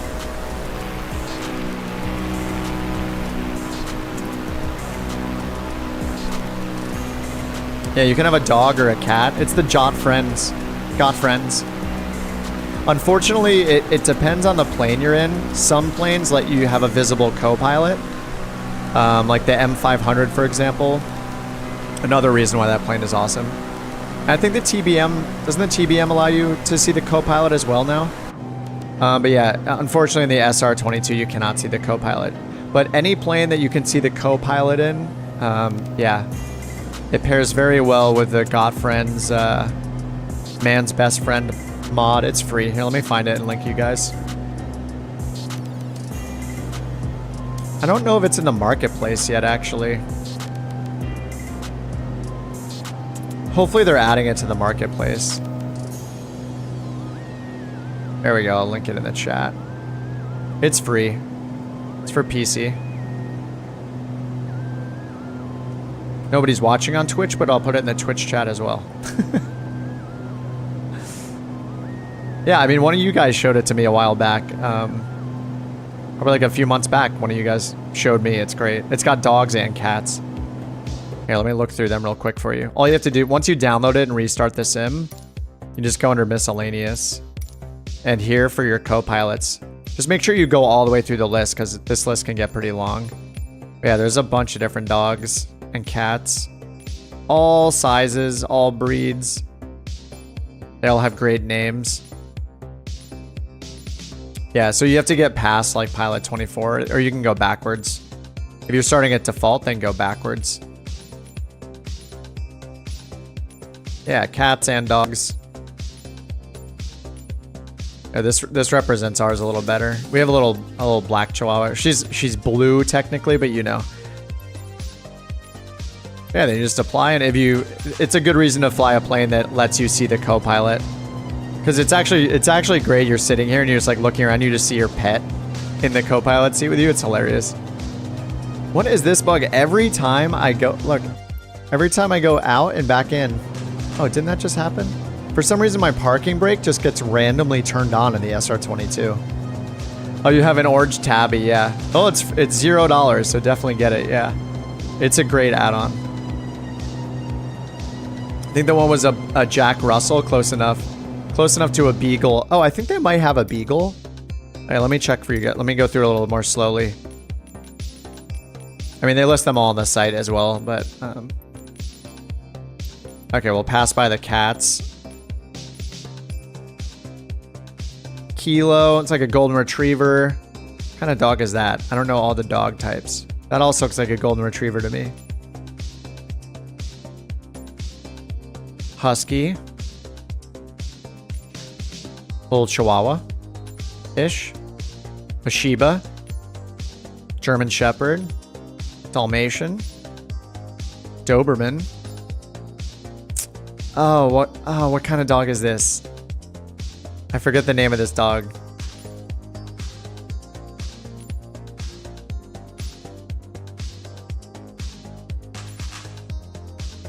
Corgi? Is that a pug?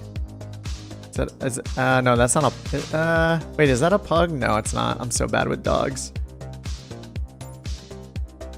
There's a beagle. That's a beagle, right? Banjo. English Bulldog. There's so many dogs here. Yeah, there was a pit bull. The pit bull is really cute. Wait, this isn't... Wait, this one's not a pit bull, right? No, this one's different. I don't think this guy's a pit bull. I think this one's the pit bull. Is it Bruno? I think the other one's some kind of terrier, right? Anyway, yeah, there's a bunch of them. They're wonderful. One of you in the chat showed me that like a couple months back, and it's the best thing ever. But yeah, oh, bull terrier. That's it. Bull terrier. That's the one. Oh, that's what you meant as the pit bull. Okay, got it. Yeah, that's it. Bull terrier. That's what I couldn't think of. Thanks. Yeah, it's such a unique looking dog. But yeah, if see if the plane that you're flying. I think the TBM 850 shows the co-pilot. There's a bunch of planes that show the co-pilot.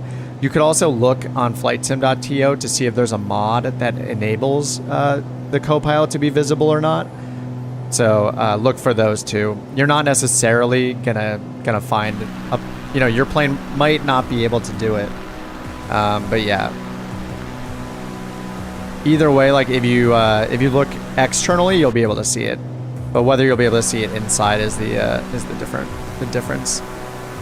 And when you have a really tiny dog like this, you might not even be able to see it inside anyway.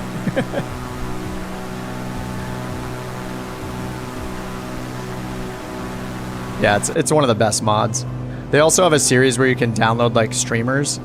So they have like Two-Tone Murphy and a couple other streamers in there, so you can have them be your avatars or be your co-pilots. It's pretty hilarious. All right, we're coming up on Tallahassee. Looks like it's right over here. Then we will be done for the night. I'll stop at a reasonable time. Winds are calm. Pick whatever runway you want. We got 9er, 18, 27, and 36. So it looks like we're headed right towards 27 right now.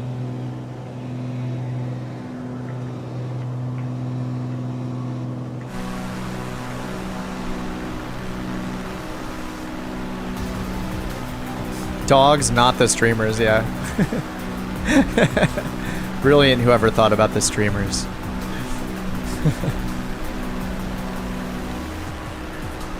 Yeah, it's a great add-on.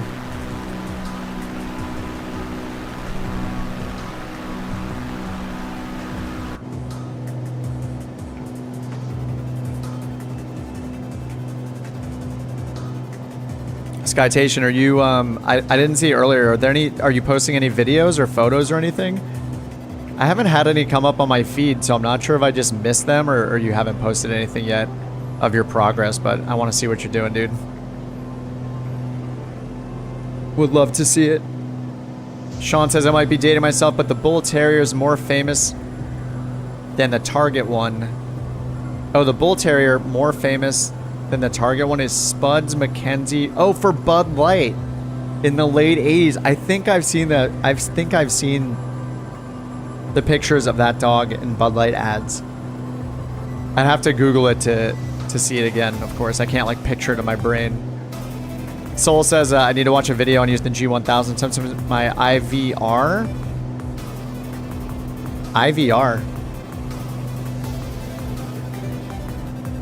Does its own things. I can help you in Discord too if you want to chat about it. We can hop in chat on Discord too. When I have some time, we can just hop in. See you, Josh. Good to see you, man. Dude, it's good to see everybody again. We're all on the same version again. No more beta.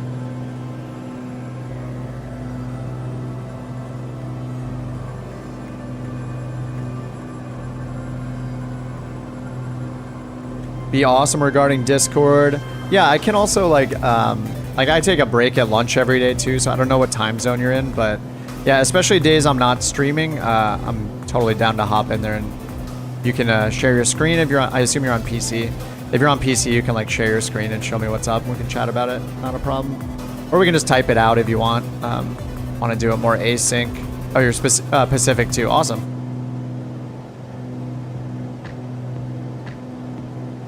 You're driving all the true simmers mad with all this puppy talk. There's no puppies in video games. I'm gonna get this autopilot off.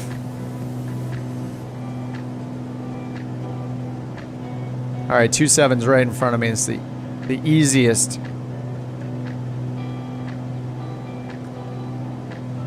Yeah, I could probably do it tomorrow, Soul. Just hit me up on Discord or ping me tomorrow and remind me. I can take a 10 or 20 minute break pretty much any time, and we'll see what's up. Hey, there's our outer marker. Hey, there's an ILS for this, I guess.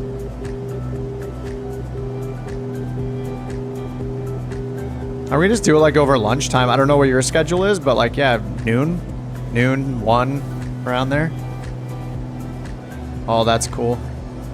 Or yeah, or we could do it through text too. If you just want to type it in the Discord channel, I can get back to you when I have a moment.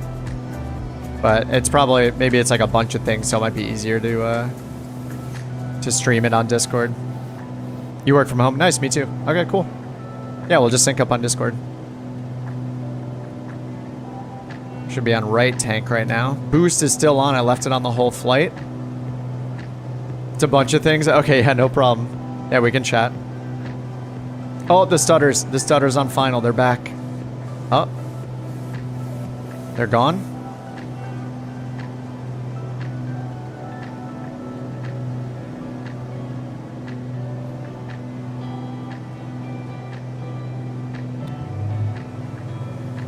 Oh yeah, I'm making a full stop this time.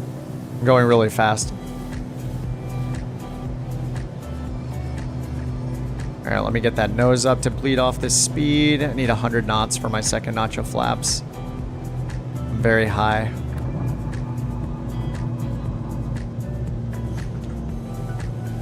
I had to let go of the stick to turn off the nameplates.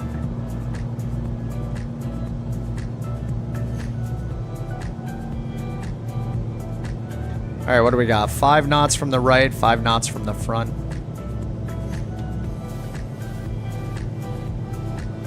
The stutters. Dude, I have not had stutters this bad in so long. 500. Yeah, airports are stuttering. Yeah, my terrain details at like 250 and my object is at 150, I think.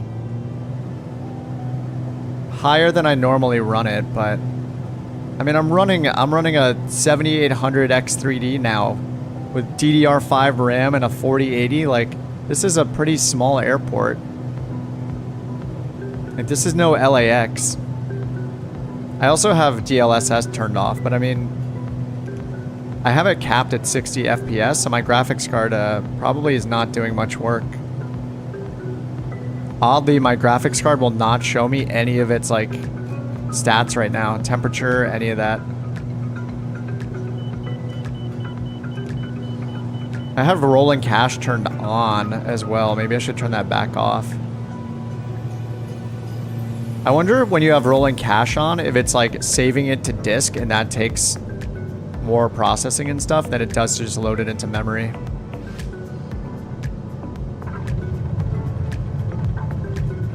No centerline for me. Never a centerline.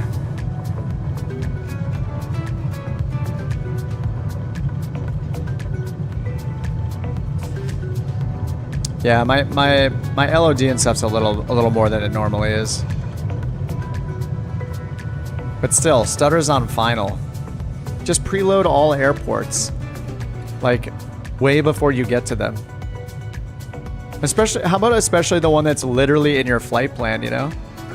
Does the SR-22 pull to the side big time? Pretty much every small plane pulls to the side big time. Something I noticed in the dev stream last week, where they're showing off stuff for... somebody in here was saying, yeah, Sim Update 15 will have it. They showed that exact problem and said it's because basically all of the flight models are... None of them have any flex to them. Like when you touch on the ground, it's like extremely rigid. There's like no suspension. They don't have any flex to the body or the airframe or like in any way. And that results in the pulling. So like they actually showed exactly what me and I think everyone else experiences. As soon as your nose wheel touches down, it'll like pull you really hard one way. So they showed an example of it having this like... I'll just have to find the replay, but yeah, they basically showed all these improved airframe like flexing and suspension. So they showed it land and it like the gear like flexed up, like the whole front like strut here like bounced kind of and like pushed in like you'd expect it to. Anyway, yeah, I think it's just a known thing. It's always happened to me as well. It's usually way more noticeable when you have more wind. Like that landing was pretty smooth because it was like just very smooth. Like the wind was good. Didn't have much crosswind when I was landing. Ground effect wasn't like super exaggerated or something. I don't know. There's something about it where when you have a certain crosswind component and you land, it just pulls you extremely hard to one side. All right, pitot heat's off, landing lights off. Let's see, yeah, landing off, strobe off.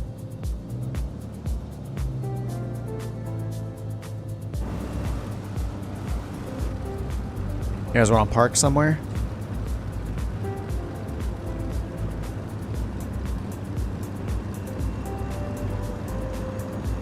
There's the cops. There's the cops. I'll follow this police cruiser. This is my escort. There we go. Ramp police, ramp police. Dude, this guy is going really fast. All right, this is our follow me car for parking. There we go. I know you guys probably don't see the same thing. The cops are there. I have to show papers. I didn't touch the center line as I never do. No center line landing. Getting in trouble. All right, dude, stop moving.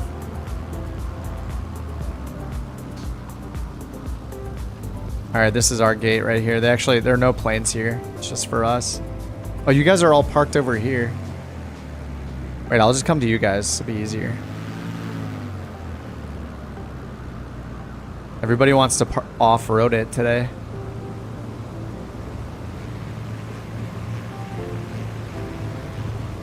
Oh, nice. Another flower livery. It's beautiful.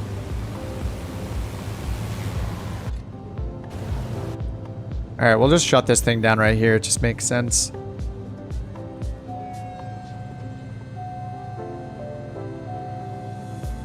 All right, flaps are up. Mixture is out. All the lights are off.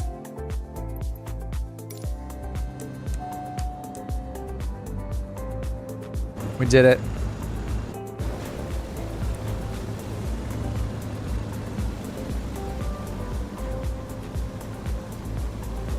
My God. This is a good, it's a realistic parking spot. These are the lengths that we go through to be realistic simmers. No one can tell us that we're not. Taxiways also suggestions. 100%. 100%. All right, guys. I think next time, so on Thursday, we're going to continue. So we got to Tallahassee. We originally started in the Florida Keys. So we're 2 days down. I'm going to be doing this 3 to 4 days a week. We're going to at least do Monday, Tuesday, Saturday. Or sorry, Tuesday, Thursday, and Saturday as always. Saturday will be a bit longer. I'll probably throw in a Sunday here and there because I want to try to get across the country and do this whole route by the end of the year. We'll see how it works. Oh my God, the timing. Beautiful. That is, I swear, I don't have a button that... I would have triggered this while I was landing if I was doing this on purpose, okay? You gotta believe me. This stupid song. All right, guys. Anyway, I'll see you guys on Thursday night. This is so bad. All right, guys. Good to see you in multiplayer again. I'll see you guys Thursday night. Same time, 5:30. We'll continue the trek. We'll finally get out of Florida. And we'll see where the route takes us after that. Thanks for flying along. See you, Base. See you, Soul. Soul hit me up on Discord. Jewel, thanks for flying along. Skytation. Wait, did you answer my question earlier? Wait, what'd you say about your stuff? What's my LOD? No. Oh, you're finishing as you go. We'll release all the build videos after it's finished. All right. Skytation's doing a home cockpit build, like his second and third ones or something. So I'm eagerly awaiting his progress videos and photos. But all right, guys. Good to see y'all. Thanks for flying along. I'll see you guys again in 2 days. And we'll do more. This song, I hate it. It's the worst. See ya.